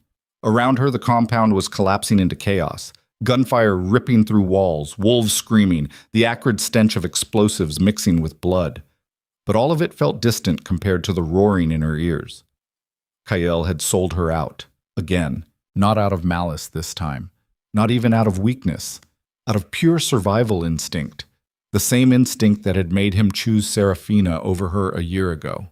When forced to pick between his pack and anything else, Kael would always choose his pack, always sacrifice whoever stood in the way. And Lyra had been stupid enough to forget that. Serafina's fighters moved forward, weapons raised. Rhea was already shifting, her wolf form erupting in a shower of torn clothing and rage. Silas grabbed Lyra's arm, yanking her toward the emergency exit. "Move!" he shouted. But Lyra didn't move. Couldn't move. Because something fundamental had just broken inside her chest. Not her heart, that had shattered a year ago, but the last fragile belief that she could outrun what she was. A girl who kept trusting the wrong people. A fool who thought changing her name and learning to kill would somehow make her less disposable. "Lyra!" Kira's voice cut through the fog. "If you don't move right now, we all die here." The words snapped something into place. Lyra looked at Serafina, at the smug satisfaction carved into that perfect face, and felt clarity settle over her like ice water. There would be no running this time. No surviving to fight another day. Because the lesson she'd refused to learn kept repeating until she finally understood it. You didn't escape people like Serafina and Kael by becoming stronger or smarter or more ruthless. You escaped them by burning everything they loved until there was nothing left but ash. "Get everyone to the tunnels," Lyra said quietly. "What?" Silas looked at her like she'd lost her mind. "We're not leaving you." "That's an order." Lyra's voice carried the weight of absolute authority. "Get Rhea and the others out. I'll buy you time. You can't hold them alone." Kira's eyes were wild. "There's 50 of them and one of you. Then I better make it count." Lyra pulled the gun from her holster and checked the magazine. 12 rounds. Not nearly enough. But sometimes the point wasn't winning. Sometimes it was making the other side pay so dearly for victory that they'd think twice before coming after your people again. Rhea shifted back to human form, blood streaming from a gash across her ribs. "Don't be a fool. We fight together or we die together." "No." Lyra met her eyes. "You taught me that sentiment was weakness, that survival meant making the hard calls. So here's mine. You get our people out alive. I make sure Serafina regrets ever learning my name." For a moment, Rhea just stared at her. Then something shifted in her expression. Not quite respect, but close. She nodded once. "Make it hurt." "Oh, I plan to." Silas grabbed supplies from the weapons cache. Extra magazines, a combat knife, 2 grenades that probably shouldn't have been in a residential compound, but nobody was questioning protocol right now. He pressed them into Lyra's hands. "Don't die," he said roughly. "We still need you." Lyra smiled. It felt strange on her face. "No, you don't. That's the whole point." Then she turned and walked toward the flames. The main corridor was a war zone. Bodies littered the floor, some wearing syndicate colors, others in Blackwood black. Lyra moved through the carnage like a ghost, her wolf howling inside her ribs, but her human mind staying ice-cold and tactical. Serafina had split her forces. Smart. Half were pushing toward the command center where Rhea had been. The other half were securing escape routes, making sure nobody slipped away, which meant the center of the compound was relatively clear. And the armory, the one Marcus had sold out, was in the center. If she could reach it before they realized what she was doing, she could turn this slaughter into something approaching even odds. She killed the first guard with the knife, quick and silent. Blade through the throat before he could shout. The second one got off a shot that grazed her shoulder, tearing through muscle and making her left arm go numb. She put 2 rounds in his chest and kept moving. The armory door was locked. Lyra shot out the mechanism and kicked it open. Inside was a beautiful sight. Racks of automatic weapons, body armor, enough explosives to level a city block. The Syndicate had been preparing for war. They just hadn't expected it to come crashing through their front door. Lyra grabbed an assault rifle and as much ammunition as she could carry, strapped on body armor that was too big, but better than nothing, and then she started setting charges. If she was going to make a stand, she was damn well going to make sure the compound couldn't be used by Serafina after. Every weapon, every file, every piece of intelligence that could hurt the people she'd spent a year bleeding beside, it all needed to burn. She had the charges placed and was arming the timer when she heard footsteps behind her. Clever. Serafina stood in the doorway, flanked by 6 fighters. I should have known you'd go for the scorched earth option. It's so predictably desperate. Lyra turned, rifle raised. You talk too much. So I've been told. Serafina stepped into the armory, utterly unconcerned about the weapon pointed at her face. But here's the thing about desperate moves. They only work if you're willing to die for them. And I don't think you are. You've spent a year learning to survive. You're not going to throw that away for pride. Watch me. Lyra's finger tightened on the trigger. If you shoot me, my fighters kill you. If you detonate those charges, we all die together. Serafina smiled. Either way, Kael gets exactly what he wanted. Both of us dead, and his precious pack safe from the consequences of his choices. The words landed like a punch, because Serafina was right. If Lyra died here, Kael would mourn for maybe a week. Then he'd move on. Again. He'd rebuild his pack and tell himself he'd done what was necessary. And Serafina's death wouldn't change that, unless Lyra made it change. You're right, Lyra said slowly. Dying here would be stupid. I'm glad you're finally seeing reason. Serafina gestured to her fighters. Take her weapons. We'll bring her back to... But Lyra was already moving, not toward Serafina, toward the detonator on the explosives. Her hand slammed down on the button, and the timer jumped from 20 minutes to 30 seconds. Serafina's eyes went wide. What did you just do? Ensured mutual destruction. Lyra raised the rifle again. You've got 30 seconds to get your people out of the blast radius, or we can all die together. Your choice. You're insane. No, I'm just done letting you win. For one frozen heartbeat, Serafina stared at her. Then she screamed at her fighters to run and bolted from the armory. Lyra waited until they were gone, counted to 5, then sprinted for the secondary exit, a ventilation shaft that led to the perimeter fence. She hit the tunnel at a dead run, her injured shoulder screaming, legs burning. The explosion came when she was 20 feet from the exit. The shockwave threw her forward, smashing her into the tunnel wall hard enough to crack ribs. Fire roared behind her, consuming oxygen, turning the corridor into an oven. Lyra crawled, dragged herself through metal and smoke and heat that blistered her skin. Her vision was graying out, her lungs were collapsing. But she kept moving. Because dying in a tunnel meant Serafina got to write the ending, and Lyra was done letting other people control her story. She burst out of the exit shaft and into open air, rolled down a hillside and landed in a creek that was probably contaminated, but she didn't care. The cold water shocked her system back to something approaching consciousness. Behind her, the compound was an inferno, flames reaching toward the night sky. Secondary explosions as ammunition cooked off, the entire structure collapsing in on itself like a dying star. And Lyra lay in the creek, coughing up smoke and blood, watching everything she'd built for the past year turn to ash. But she was alive. And somewhere in that burning wreckage, Serafina had lost half her forces and every piece of evidence she'd come to seize. It wasn't victory, but it was survival. And sometimes that was enough. Lyra found the others 3 miles north, holed up in one of the Syndicate's emergency shelters. Rhea was having her ribs wrapped by Kira.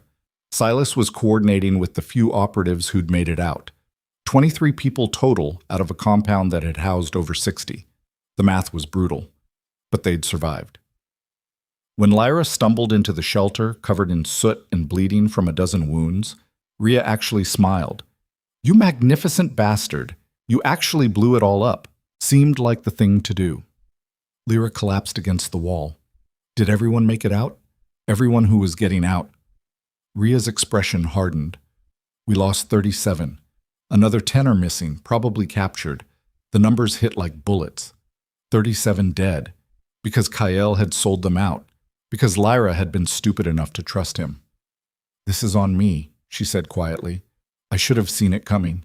We all should have." Ria's voice was uncharacteristically gentle. Kyle's weakness isn't new. We just chose to believe he'd changed. He didn't change. Lyra's laugh was bitter. He just found a new person to sacrifice. "So what now?" Kira handed her a water bottle. "We're down to skeleton crew. No compound. No armory. The Blackwood Pack knows we're vulnerable. Now we make them pay." Lyra took a long drink, tasting copper and ash. Serafina thinks she's won. Thinks destroying our base means we're finished. But the Syndicate was never about buildings and weapons. It was about information, about fear, about making sure the wolves who crossed us never forgot it. She's right. Ria pulled out a tablet that had somehow survived the chaos. We still have our off-site servers, every piece of intelligence we've gathered over the past 5 years, every dirty secret on every major pack, including the Blackwood family. And Kyle, Silas added quietly, "We have enough on him to destroy his pack's reputation permanently." Lyra thought about that. Thought about burning Kyle's world down the way he'd burned hers. It would be easy, justified even. One data leak and the Veil Pack would collapse under the weight of scandal. But that wasn't enough anymore. Destruction was easy. Any wolf with a match could burn things down. What separated the predators from the prey was knowing when to strike and when to wait. "No," Lyra said. "We don't touch Kyle yet." Everyone stared at her. "Why the hell not?" Kira's voice was sharp. "He sold us out, got our people killed, because Serafina's counting on us going after him." Lyra's mind was racing now, pieces clicking into place. She knows we have dirt on Kyle, probably expects us to leak it in revenge. And when we do, she'll use the chaos to seize control of the Veil Pack unopposed. "So we let him get away with it?" Silas looked disgusted. "No. We use him." Lyra stood, ignoring the way her ribs screamed. "The Blood Moon Summit is in 4 days. Every major pack will be there, including the Blackwoods. Serafina thinks she's won, destroyed our compound, scattered our forces. She'll be feeling confident, vulnerable. And we hit her when her guard is down." Ria's smile was vicious. "I like it. But we don't have the numbers for a direct assault." "We don't need numbers." Lyra pulled up maps on the tablet. "We need precision. We identify her power base, the wolves keeping her in control. We feed them information that makes them question her leadership. And then, when she's weakened, we strike in a way she'll never see coming." Through Kyle. Kira's eyes lit up with understanding. "We make it look like he's the one who betrayed her." Exactly. Lyra felt something cold and satisfied settle in her chest. Kyle wants to save his pack by playing both sides. Fine. We'll make sure both sides turn on him at once. Serafina will think he double-crossed her. Her father will pull the Blackwood Alliance, and Kyle will be left standing in the ruins of everything he sacrificed us to protect. It's beautiful. Ria stood, wincing. Ruthless, effective, everything I trained you to be. There's one problem. Silas pulled up security footage from the compound attack. Serafina captured 10 of our people. If we move against her, she'll kill them. The room went quiet. Because that was the equation that separated the living from the dead in this world. How much were you willing to sacrifice to win? What price was too high? Lyra thought about the wolves who'd trained beside her, who'd bled with her, who were probably being tortured right now for information they didn't have. "We get them back first," she said. "Before the summit. Before any of this goes down." "That's suicide." Kira's voice was flat. "Serafina's expecting a rescue attempt. She'll have them locked down tight. Then we don't rescue them. We trade." Lyra looked at Ria. "What's the one thing Serafina wants more than revenge?" "Power." Ria's eyes narrowed. "Control of the Syndicate's network, which we can't give her, but we can make her think we're willing to negotiate." Lyra started pacing, adrenaline overriding pain. "We send a message. Say we're willing to trade, our intelligence network for our people. Set up a meet at neutral ground. She'll never believe we'd give up that much." Silas shook his head. "She will if we make it look desperate enough." Lyra's smile was sharp. "We've been hit hard, lost our compound. We're scattered and vulnerable. From her perspective, trading intelligence for warm bodies makes sense. It's what a broken organization would do." "And when she shows up for the trade?" Kira asked. We don't give her intelligence, we give her a lesson in what happens when you underestimate the syndicate. Dick. They spent the next 48 hours planning. Rhea coordinated with their few remaining assets. Wolves scattered across 3 territories, all waiting for orders. Silas prepped equipment. Kira handled the psychological profile on Serafina, identifying weaknesses they could exploit. And Lyra wrote the message that would bait the trap. It was a masterpiece of calculated desperation. Enough defiance to seem real. Enough weakness to make Serafina think she'd won. She sent it through encrypted channels, knowing Serafina's people would intercept it within hours. The reply came faster than expected. Serafina agreed to the trade. 2 days before the summit, neutral territory. She'd bring the prisoners. They'd bring the intelligence network access codes. It was almost too easy, which meant Serafina was planning her own double cross. Good. Lyra was counting on it. Oops. The meeting site was an abandoned factory on the border between Vale and Blackwood territories. Concrete and rust.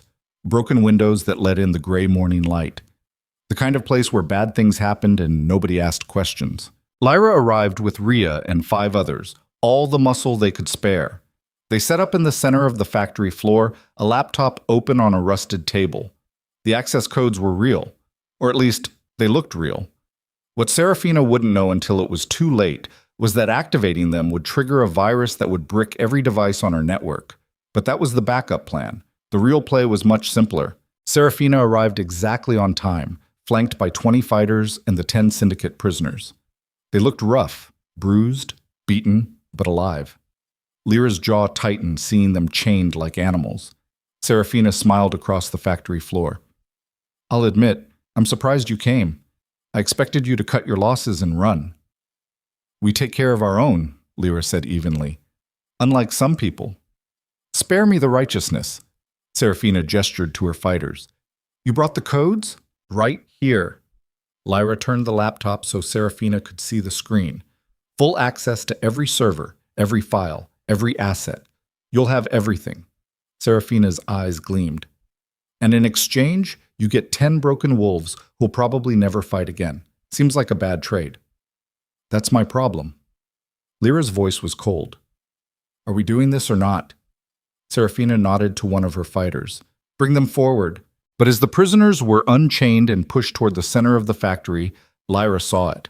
The slight shift in Serafina's posture, the way her hand drifted toward the weapon at her belt. She was going to kill them all. Take the intelligence and eliminate the witnesses. Lyra had expected this, planned for it. But seeing it unfold still sent ice through her veins. The prisoners reached the midpoint between the 2 groups. Lyra's people moved to help them. And that's when Serafina gave the order. "Take them." Gunfire erupted. Lyra's people dove for cover as Serafina's fighters opened up with automatic weapons. The prisoners screamed, caught in the crossfire. Concrete exploded into dust and shrapnel. But Lyra was already moving, not toward cover, toward Serafina. She'd learned a year ago that sometimes the only way to win was to do the thing nobody expected, the thing that made no tactical sense but struck at the heart of the enemy's arrogance. Lyra hit Serafina at a dead run, tackling her to the ground. They went down in a tangle of limbs and fury. Serafina's fighters couldn't shoot without risking their alpha. And in that moment of hesitation, Rhea's people struck. The explosives they'd planted around the factory detonated. Not the whole building, just strategic points that collapsed the eastern wall and cut off half of Serafina's forces from the rest. Chaos erupted, wolves shifting, gunfire, hand-to-hand combat in the choking dust. And in the center of it all, Lyra and Serafina fought like animals. Serafina was stronger, better trained. She got Lyra on her back and wrapped her hands around her throat, squeezing. "You should have stayed dead," she hissed. "Would have been easier." Lyra couldn't breathe. Black spots danced across her vision. But her hand found the knife at her belt. She drove it into Serafina's side, feeling it punch through muscle and scrape bone. Serafina screamed and rolled away. Lyra surged to her feet, gasping, the world spinning. Around them, the battle was turning. Rhea had rallied the prisoners, and they were fighting alongside the syndicate forces despite their injuries. Serafina's fighters were trapped between 2 fronts and collapsing defenses. But Serafina herself was still dangerous. She shifted, bones cracking, reforming, fur erupting across her skin. Her wolf form was massive, golden and perfect and absolutely lethal. Lyra shifted too, Her transformation was rougher, less practiced. But when it was done, she stood on 4 legs and bared teeth that had tasted blood before. They circled each other in the wreckage. 2 wolves who'd hated each other from the moment their paths crossed. 2 women who'd both been used by the same man and responded in completely different ways. Serafina had chosen to become the predator, to take what she wanted through manipulation and force. Lyra had chosen to become something else. Something that protected its own. Something that would burn itself to ash if it meant the people she cared about survived. There was no honor in the fight that followed, no dignity, just tooth and claw and blood-soaked concrete. Serafina was faster, but Lyra was meaner, had less to lose. Fought like she'd learned in the Syndicate, not to win cleanly, but to make the other side hurt. She got her teeth into Serafina's throat, bit down hard enough to taste arterial blood. Serafina thrashed, trying to throw her off, but Lyra held on with everything she had. This is for my mother, she thought. For every wolf you destroyed, for every life you ruined because you were too selfish to care about anything but power. But just as Serafina's struggles were weakening, just as Lyra was about to finish it, a gunshot cracked through the factory. Pain exploded in Lyra's side. She lost her grip and staggered back, shifting involuntarily. Blood poured from a wound just below her ribs. Not fatal, but bad enough. She looked up to see who'd shot her, and her world stopped. Kyle Draven stood in the eastern entrance, gun raised, face twisted with horror and regret. He'd come, probably to stop the bloodshed, probably to try one more time to fix the mess he'd created.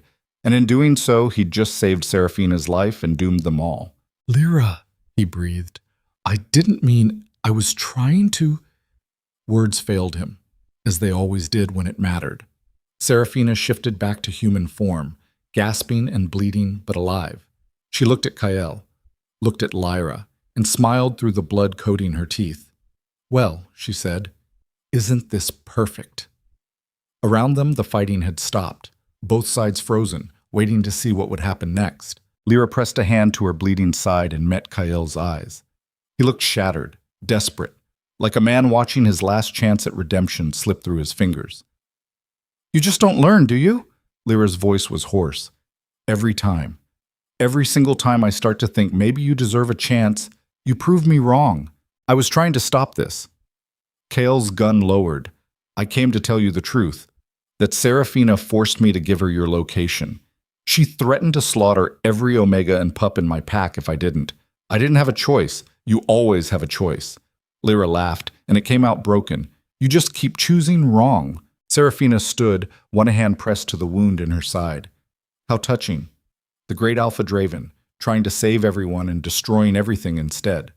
Her eyes were vicious. Kill them. All of them. Her fighters raised their weapons, and Lyra realized this was it. The end. She'd fought and clawed and rebuilt herself from ashes, and it still wasn't enough. Because in the end, she was still the girl who'd trusted Kale Draven. Still the fool who thought she could win. But then Rhea's voice cut through the chaos. I don't think so. Lyra turned to see Rhea standing on top of the rubble, holding a detonator. Around the factory perimeter, red laser sights appeared, dozens of them, all trained on Serafina's fighters. You didn't think we'd come to a hostage trade without backup, did you? Rhea's smile was savage. Every sniper in a 3-mile radius is under Syndicate contract, and they've all got orders to fire if anything happens to us. Serafina's expression went cold. You're bluffing. Try me. Rhea's finger hovered over the detonator. I've already lost 37 wolves this week. What's a few dozen more if it means taking you down with us? The standoff stretched. Nobody moved. Nobody breathed. And then Kyle did the last thing anyone expected. He walked forward and stood between Lyra and Serafina's fighters, raised his empty hands. Enough. His voice carried alpha command. I'm the one you want, Serafina. I'm the one who fed you bad intelligence, who gave you access codes that were compromised, who's been playing you and the Syndicate against each other this whole time. What are you doing? Lyra hissed. What I should have done a year ago. Kale didn't look at her, taking responsibility. He faced Serafina. You want revenge? Take it. Kill me. Let everyone else walk away. Serafina tilted her head. And why would I settle for just you when I can have everything? Because if you don't, the Blood Moon Summit in 2 days becomes very interesting. Kale's voice was steady. I've already sent evidence of your father's treaty violations to every major pack. The weapons trafficking, the territory grabs, all of it. The only thing keeping that information from going public is a dead man's switch tied to my heartbeat. You're lying, am I? Test it. Kill me and find out. The silence was deafening. Then Serafina laughed. You magnificent bastard. You actually grew a spine. Too late to matter. But yes, Kale's eyes were hollow. So here's the deal. You let the syndicate walk away. You release your claim on Vale territory, and I'll spend the rest of my life making sure that evidence never sees daylight. My pack becomes neutral ground. No alliances. No threats to you. And if I refuse, then we all die here, and the entire supernatural world learns what your family really is. Kale's jaw was set. Your choice. Serafina stared at him for a long, terrible moment. Then she gestured to her fighters. Stand down. Alpha, one of them protested. I said stand down. Her voice cracked like a whip. The weapons lowered, slowly, reluctantly. Serafina locked eyes with Lyra. This isn't over. Yes, it is. Lyra's voice was barely a whisper. You've already lost. Have I? Serafina smiled. Because from where I'm standing, I've got everything I wanted. The syndicate is broken. You're bleeding out. And Kael's just signed away any chance at a real future to protect people who'll never appreciate it. She turned and walked toward the exit. See you at the summit. Her fighters followed, carrying their wounded. Within minutes, the factory was empty except for the syndicate forces and Kael. Rhea lowered the detonator. The snipers were a bluff.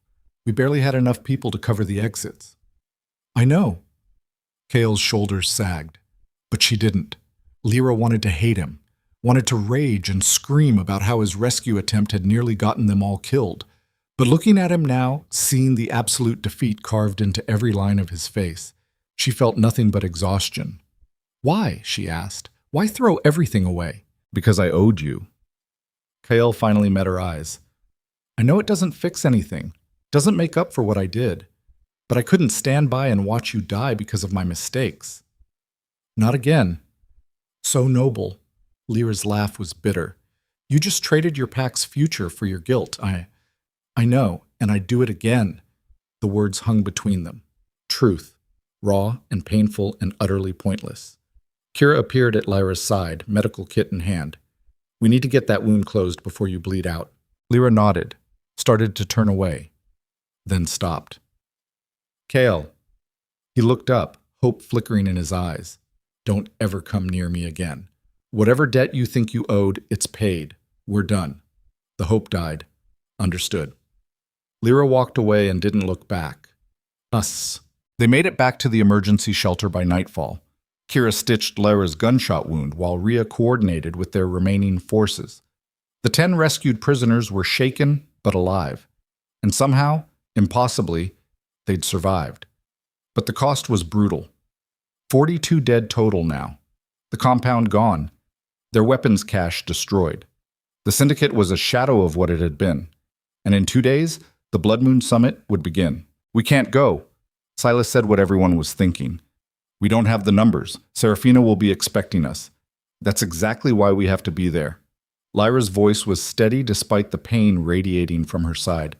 She thinks we're broken, thinks we'll hide and lick our wounds. We show up at that summit, we prove we're still a threat. A threat to who? Kira's expression was grim. We barely escaped with our lives. To everyone. Lyra stood, ignoring the way her vision swam. The summit is where every pack will be watching, where alliances are made and broken. If we don't show up, the syndicate is finished. But if we walk in there like we own the place, like this week's losses were just a minor setback, we plant doubt, make them wonder what we're planning, make them afraid. It's a hell of a bluff. Rhea's eyes glittered, using fear as a weapon when we've got nothing to back it up. We've got something better than weapons. Lyra pulled up the tablet. We've got truth. And we've got timing. At the summit, we don't go after Serafina directly. We expose her father, release all the evidence Kael was threatening to leak, let the other packs tear the Blackwood family apart. And Kael? Silas asked quietly. He'll be destroyed too. Yes. Lyra's voice was hollow. He will. Because that was the price of survival in this world. Sometimes the people who saved you were the same people who had to burn. And mercy was just another word for weakness. Rhea smiled slowly. Now you're thinking like a true syndicate leader. Maybe. Or maybe I'm just tired of being the one who gets sacrificed. Either way, Lyra knew one thing with absolute certainty. In 2 days, at the Blood Moon Summit, she would stand before every major pack and show them exactly what happened when you tried to destroy Selene Frost. She would stand in that hall not as the rejected mate, not as the broken girl who'd jumped off a cliff to escape her pain, but as the wolf who'd crawled out of hell and learned to make weapons from her scars. And when it was over, every alpha in that room would remember her name.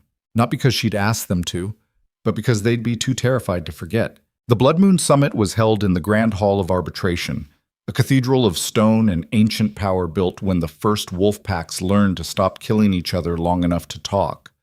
Stained glass windows depicted legendary battles.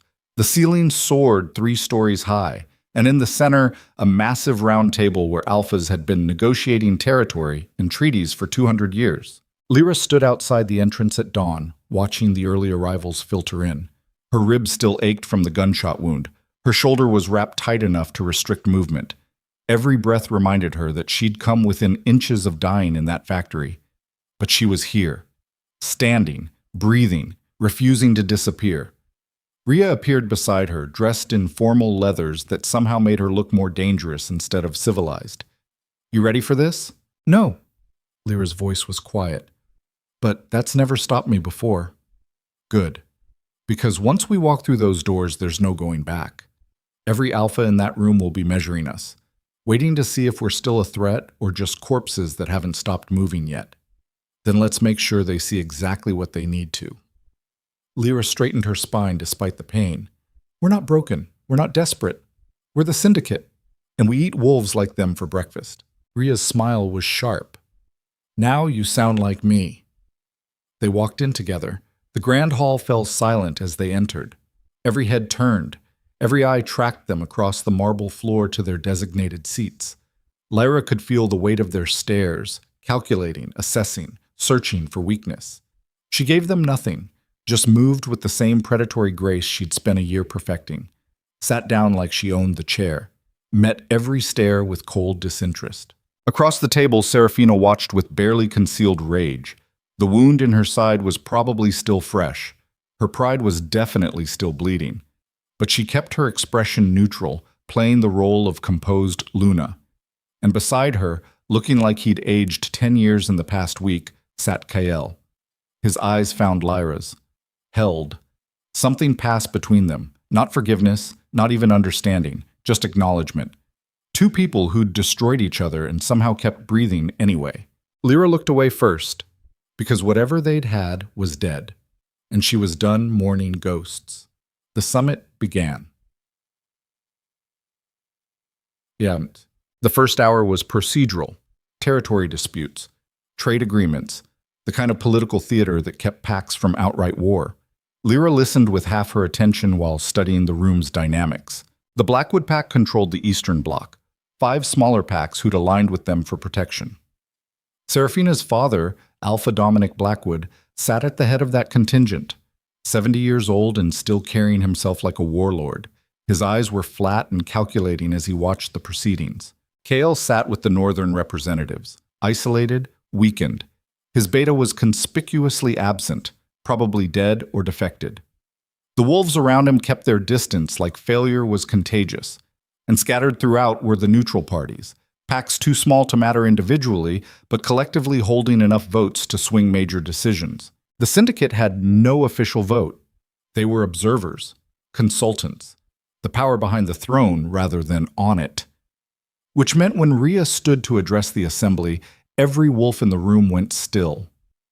"Honorable alphas," Rhea's voice carried without effort, "I come before you today not to air grievances, but to present evidence of treaty violations that threaten the stability of all our territories." Murmurs rippled through the hall. Dominic Blackwood's expression didn't change, but his jaw tightened. "This is neither the time nor place for syndicate accusations," he said smoothly. "We're here to discuss legitimate pack business." "I agree. Which is why I'm bringing this to the Council's attention rather than handling it through other channels. Rhea gestured, and Silas stepped forward with a tablet.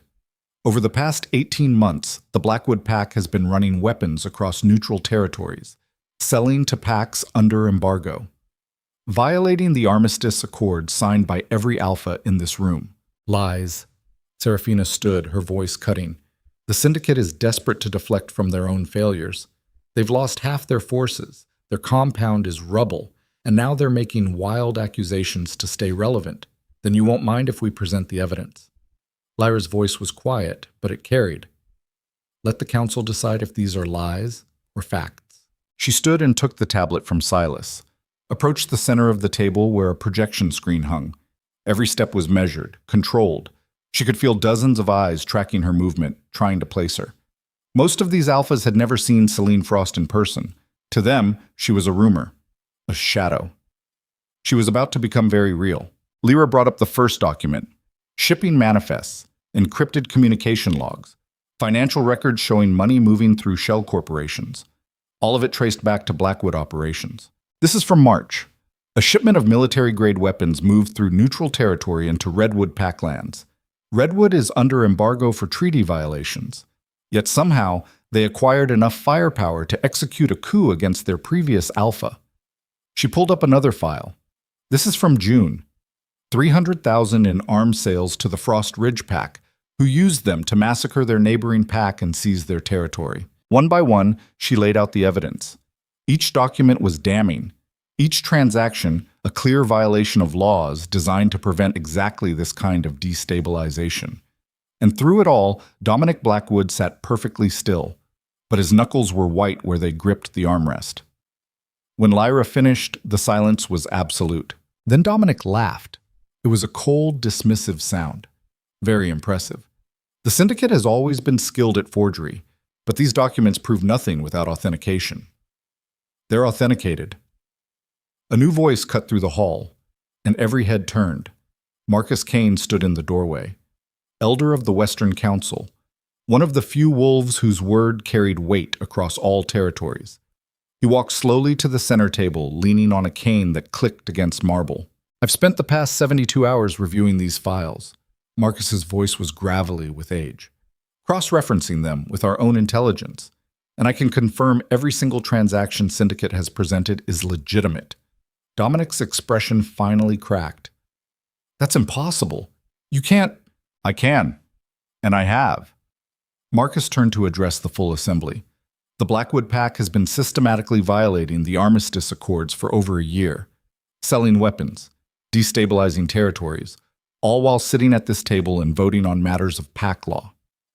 The hall erupted, alphas shouting, accusations flying, the carefully maintained civility dissolving into chaos. Serafina was on her feet, face twisted with rage. This is a setup. The Syndicate paid you off. Enough! Marcus slammed his cane against the floor, and the sound cracked like thunder. I've served this council for 50 years. My integrity is not for sale. He fixed Dominic with a stare that could melt steel. You have violated sacred treaties, endangered countless wolves, and you will answer for it. Dominic stood slowly. His composure was back, but underneath, Lyra could see the calculation. The man was cornered, and he knew it.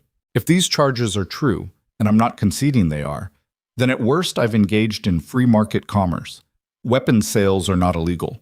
They are when they violate embargoes and treaty restrictions. Marcus's voice was iron. The penalty for such violations is clear: immediate removal from the council, forfeiture of all territorial claims gained in the past 2 years, and substantial reparations to affected packs. The weight of that sentence landed like a hammer. Forfeiture meant the Blackwood Pack would lose nearly a third of their territory. Their power would collapse overnight. Dominic's eyes swept the room, searching for allies. Found none. Every alpha was either glaring at him or deliberately looking away. Nobody wanted to be associated with a treaty violation of this magnitude. Finally, his gaze landed on Kael, and something ugly flickered across his face. If we're discussing violations, perhaps we should address Alpha Draven's recent activities. Dominic's voice was smooth poison. I have evidence that he's been secretly negotiating with the Syndicate, providing them intelligence on pack operations, essentially committing treason against his own kind. Kael went rigid. But before he could respond, Lyra spoke. He was, at Seraphina's orders. Every eye snapped to her. Lyra pulled up another file, this one showing communication logs between Seraphina and Kael. The threats, the manipulation, the systematic destruction of Kael's authority within his own pack. Seraphina Blackwood has spent the past year turning Alpha Draven into a puppet, threatening his pack, forcing him to provide information to her father. And when he tried to resist, she orchestrated attacks that killed innocent wolves. Lyra met Seraphina's eyes across the table, including the attempt on my life a year ago. The words hung in the air like a blade. Seraphina's laugh was sharp. Your life? I don't even know who you are. Yes, you do. Lyra reached up and pulled the pins from her hair, letting it fall loose around her shoulders, changed her posture, let the mask of Celine Frost slip just enough to show the bones of the girl beneath, and she watched recognition dawn in Seraphina's eyes, watched horror replace rage. Lyra Vale. Seraphina's voice was barely a whisper. You're supposed to be dead. I was. For a while. Lyra's smile was cold. But I got better. The hall exploded into chaos again. Alphas demanding explanations. Wolves shouting over each other. The carefully orchestrated summit dissolving into mayhem. And in the center of it all, Kael stood frozen, staring at Lyra like he was seeing a ghost he'd prayed for and feared in equal measure. Marcus slammed his cane again. Order! We will have order! Slowly, the noise died down. Marcus looked at Lyra with something like respect. You've made serious accusations, Miss Vale. Do you have evidence to support them? All of it. Lyra brought up the final files, the ones detailing Seraphina's plot, the bribes to Kael's beta, the orders to start the fire, the systematic campaign to isolate and destroy anyone who threatened her power. By the time she finished, Seraphina was white-faced and shaking. These are lies, she said, but her voice lacked conviction. Fabrications designed to... I have witnesses. Lyra gestured to the doorway. Wolves who were there, who helped execute your orders, who've agreed to testify in exchange for clemency. 3 wolves entered, former Blackwood enforcers. Their faces were grim as they took positions along the wall. Seraphina looked at her father. Dominic was already calculating, already planning his next move, and Lyra saw the exact moment he made his choice. He stood, addressed the council without looking at his daughter. It appears my daughter has engaged in unsanctioned activities. If she has indeed violated pack law, she will face appropriate consequences. But these are internal Blackwood matters and will be handled accordingly. He was throwing her to the wolves, sacrificing her to save himself. Seraphina's face crumpled. Father, you've embarrassed this family enough. Dominic's voice was ice. You will submit to council judgment, and you will accept whatever punishment they deem fit. The betrayal was brutal and absolute. And watching it, Lyra felt something unexpected. Not satisfaction, not vindication, pity. Because she knew exactly how it felt to be thrown away by someone you'd built your life around. Marcus was already conferring with the other council elders. When they finished, he addressed the assembly. Seraphina Blackwood, you are charged with conspiracy to commit murder, treaty violations, and abuse of alpha authority. The council finds sufficient evidence to warrant a full tribunal. You are hereby stripped of your Luna title and remanded to custody pending trial. Guards moved forward. Seraphina didn't resist, just stood there, hollow-eyed, as they bound her wrists. As they led her past Lyra, their eyes met one final time. I would have ruled better than you ever could, Seraphina said quietly. I would have been stronger. Maybe. Lyra's voice was soft.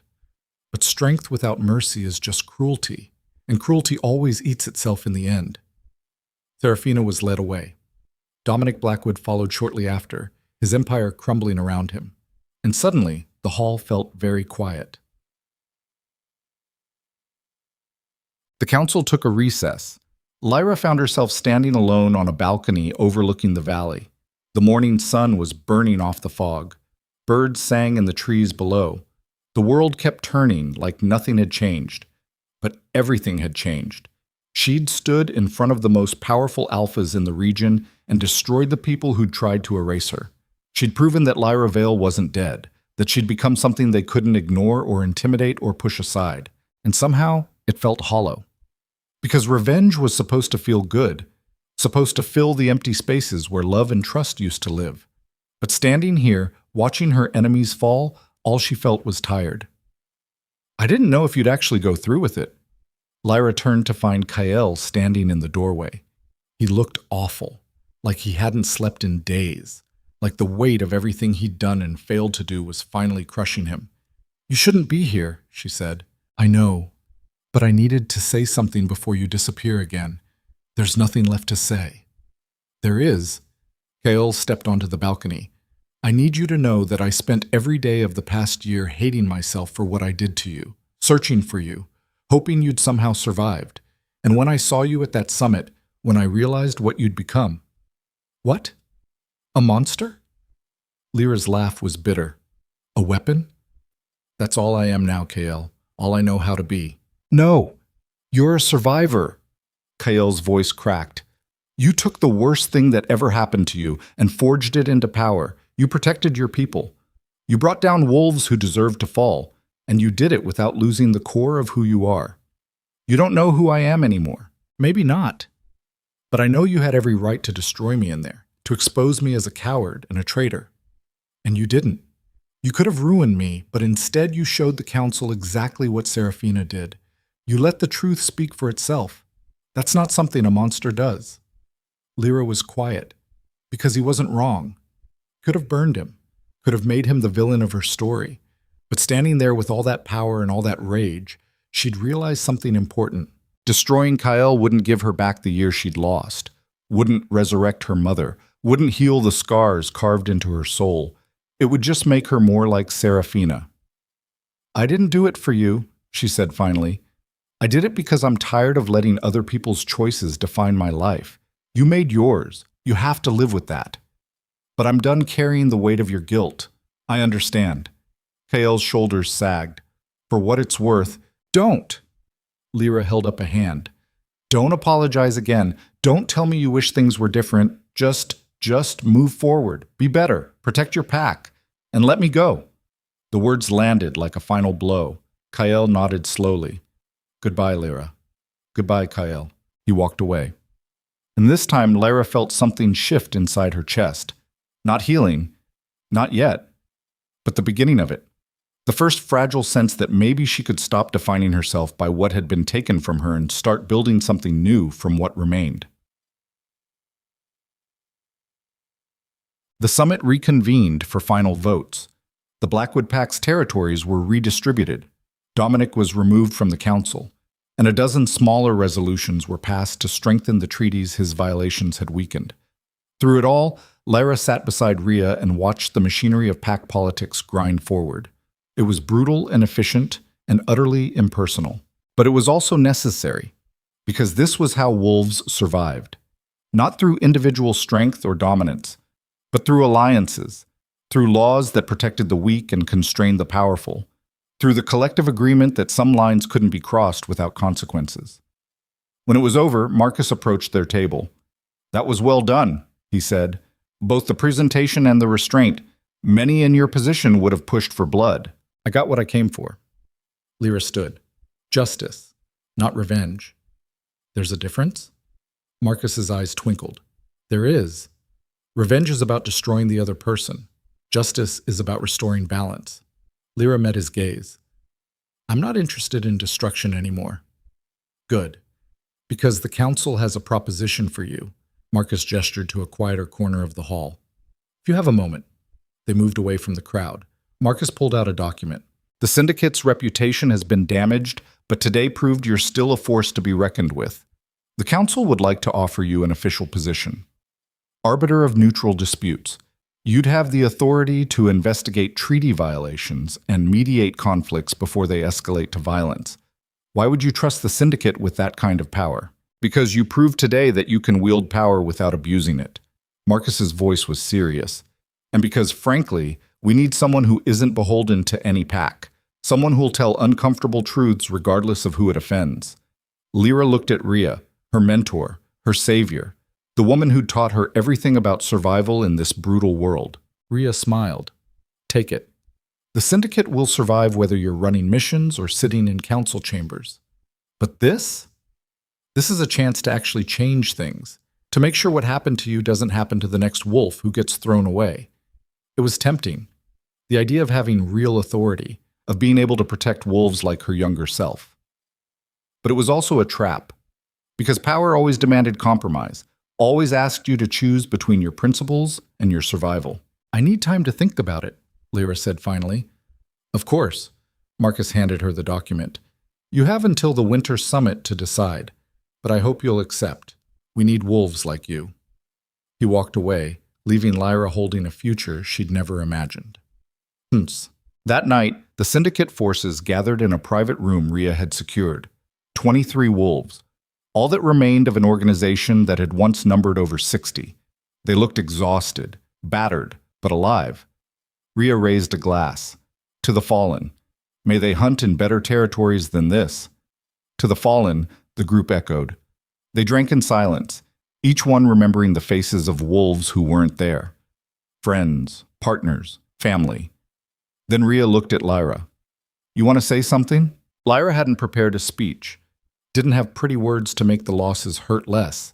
But looking at these wolves, these survivors who'd fought beside her and bled for her, she knew she owed them honesty. A year ago, I was a different person, weaker, more naive. I thought strength came from being chosen, from being loved by the right people, from fitting into the space someone else made for you. She set down her glass. This past year taught me that real strength comes from choosing yourself, from building your own space in a world that wants you to stay small and quiet and grateful for scraps. Several wolves nodded. They understood. Most of them had similar stories: rejection, betrayal, survival against odds that should have broken them. We lost people. Lyra's voice roughened. Good wolves who deserved better than dying in a compound fire or a factory shootout. And I can't stand here and tell you their deaths meant something, can't promise that what we're building is worth that price. She met each of their eyes. But I can promise that we won't forget them, won't let their sacrifice be for nothing. We're going to rebuild, stronger, smarter. And we're going to make sure the next wolf who gets thrown away has somewhere to land that isn't a river or a grave. The room was silent. Then Kira stood. To Celine Frost, she said, who taught us that survival isn't about staying alive? It's about refusing to stay dead. To Celine, the group echoed, and Lyra felt something warm bloom in her chest. Not pride, not quite, but belonging. The sense that she'd found her pack, not through birth or ceremony or some alpha's approval, but through shared scars and mutual survival.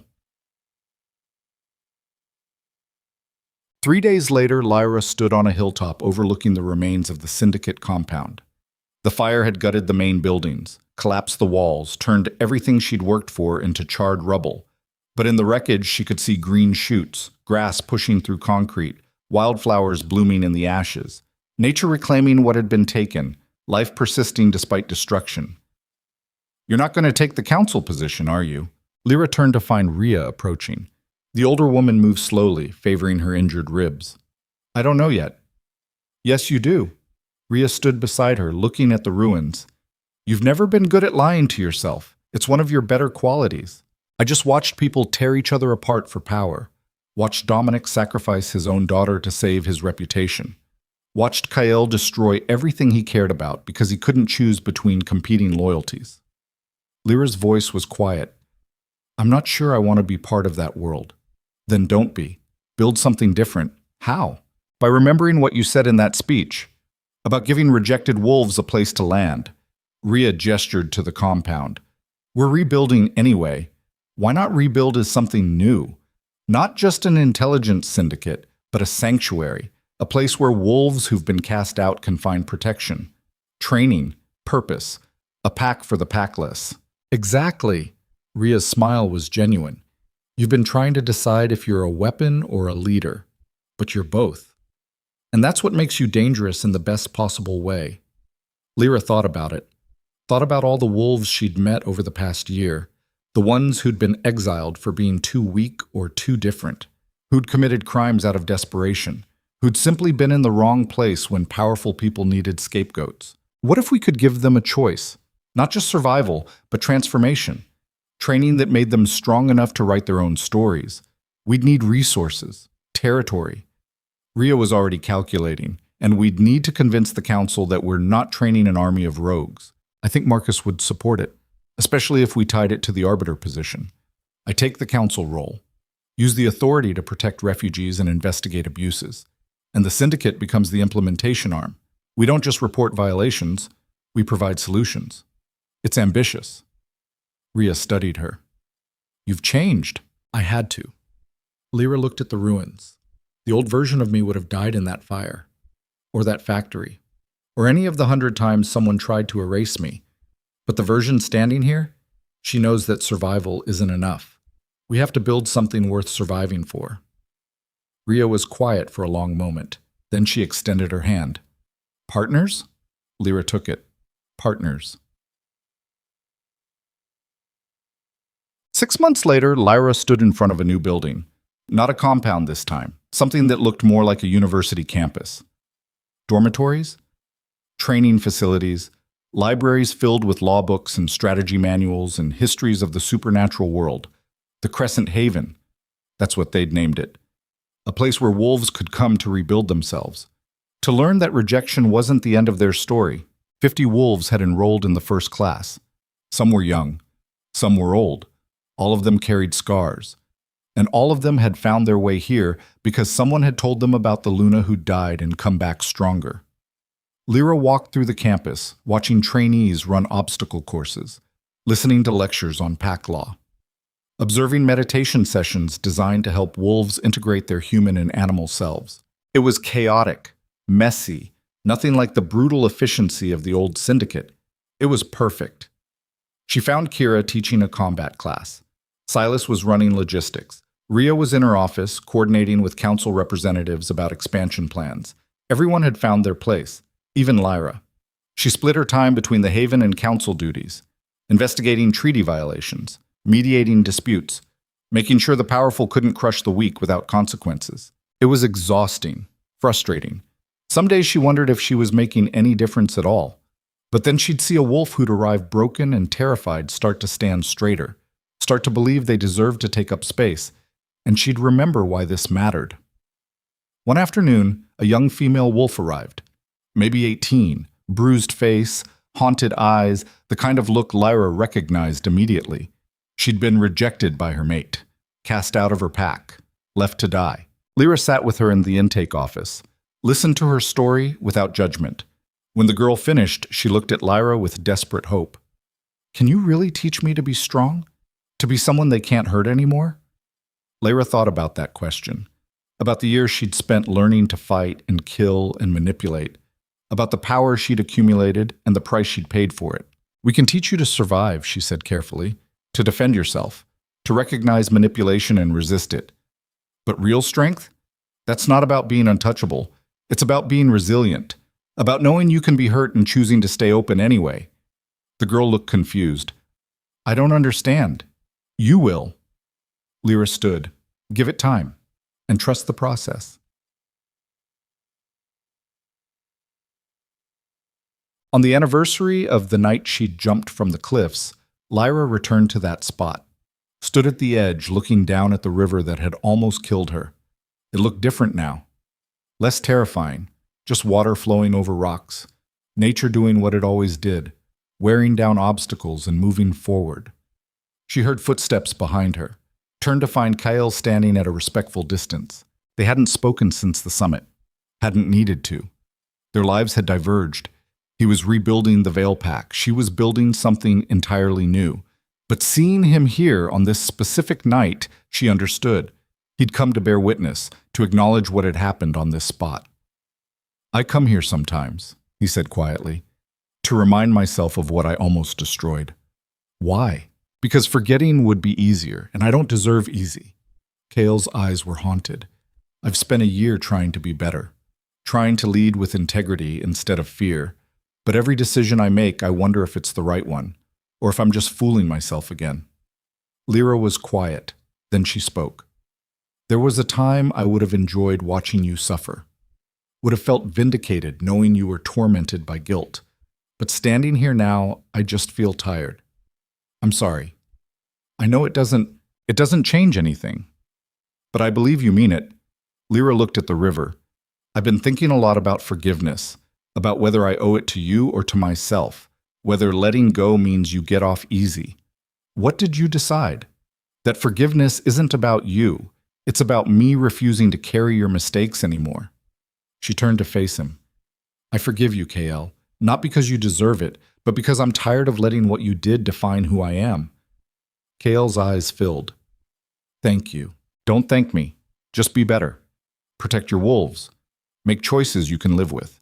And if you ever see a wolf getting thrown away because they don't fit someone's idea of useful, remember this moment. I will.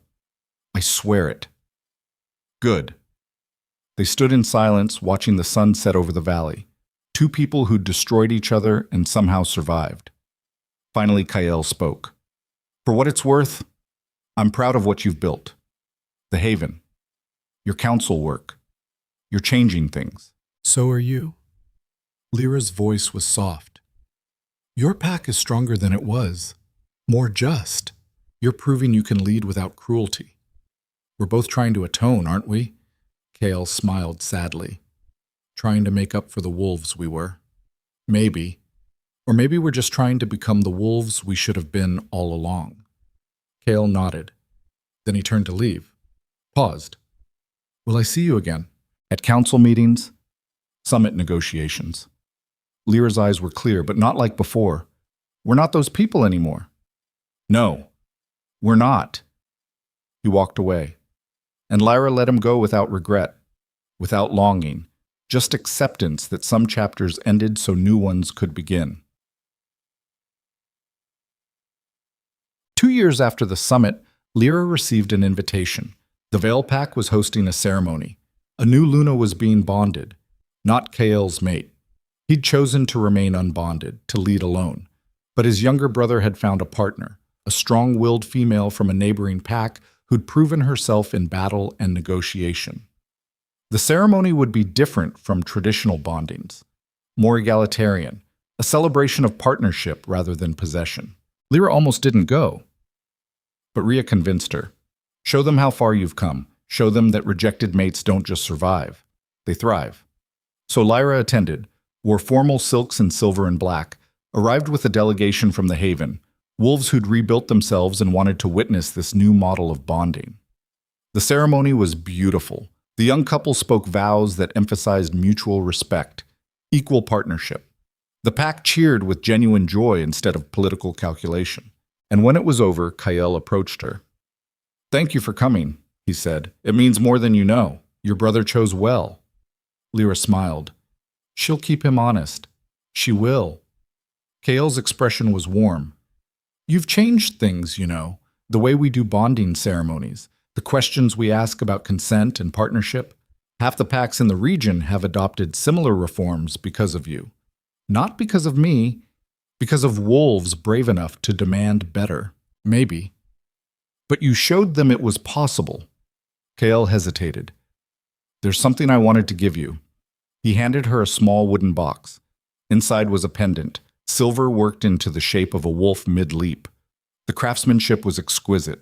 I had it made from the moonstone thread of the dress, the one from our ceremony. Kael's voice was rough. I kept it all these years. Couldn't bring myself to destroy it or give it away. But recently I realized it doesn't belong to the past. It belongs to you, to what you've become. Lyra lifted the pendant. It caught the light, throwing silver reflections. It's beautiful. It's freedom. Kael met her eyes. You took the worst thing I ever did to you and transformed it into something precious. That's not just survival. That's art. Lyra felt tears prick her eyes. She'd spent so long being angry, being strong, being untouchable, but holding this piece of her past, remade into something beautiful, she finally felt the last chains break. Thank you, she whispered. No. Kael's smile was genuine. Thank you for showing me what real strength looks like. Awesome. On the 5th anniversary of her death and rebirth, Lyra stood before an assembly of 200 wolves. The Crescent Haven had grown beyond her wildest expectations. They'd opened branches in 3 territories, trained over 500 wolves, changed laws, saved lives. And today, they were dedicating a memorial. It was a simple stone monument, carved with names. Every wolf who'd been rejected, exiled, or cast out and hadn't survived to find refuge. Everyone who'd died alone and afraid and believing they were worthless. Lyra read the names aloud.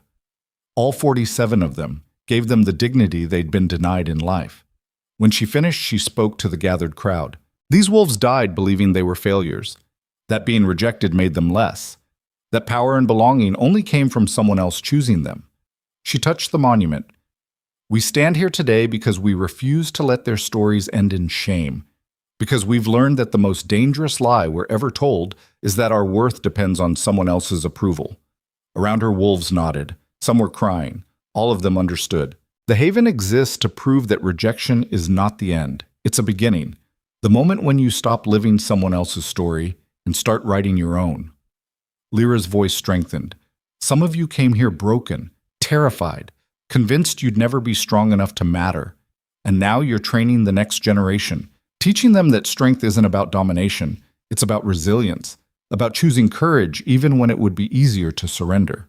She paused. Let the words settle. We honor the fallen by living, by refusing to let their deaths be meaningless, by building a world where the next rejected wolf has somewhere to turn, someone to believe in them when they can't believe in themselves. The assembly was silent. Then one wolf began to howl, then another, then all of them. A chorus that rose to the sky, mourning the dead, celebrating the living, promising that the work would continue. And Lyra stood in the center of it all, feeling finally, completely whole. Not because she'd gotten revenge, not because she'd proven herself to anyone, but because she'd learned the hardest lesson of all, that her worth had never depended on Kyle choosing her, had never been tied to a Luna title or a ceremony or anyone's approval. It had always been there, waiting for her to claim it.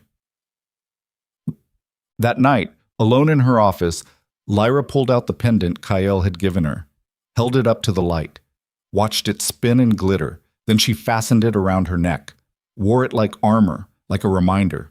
She'd been broken, had died in that river, had crawled out of hell and learned to make weapons from her scars.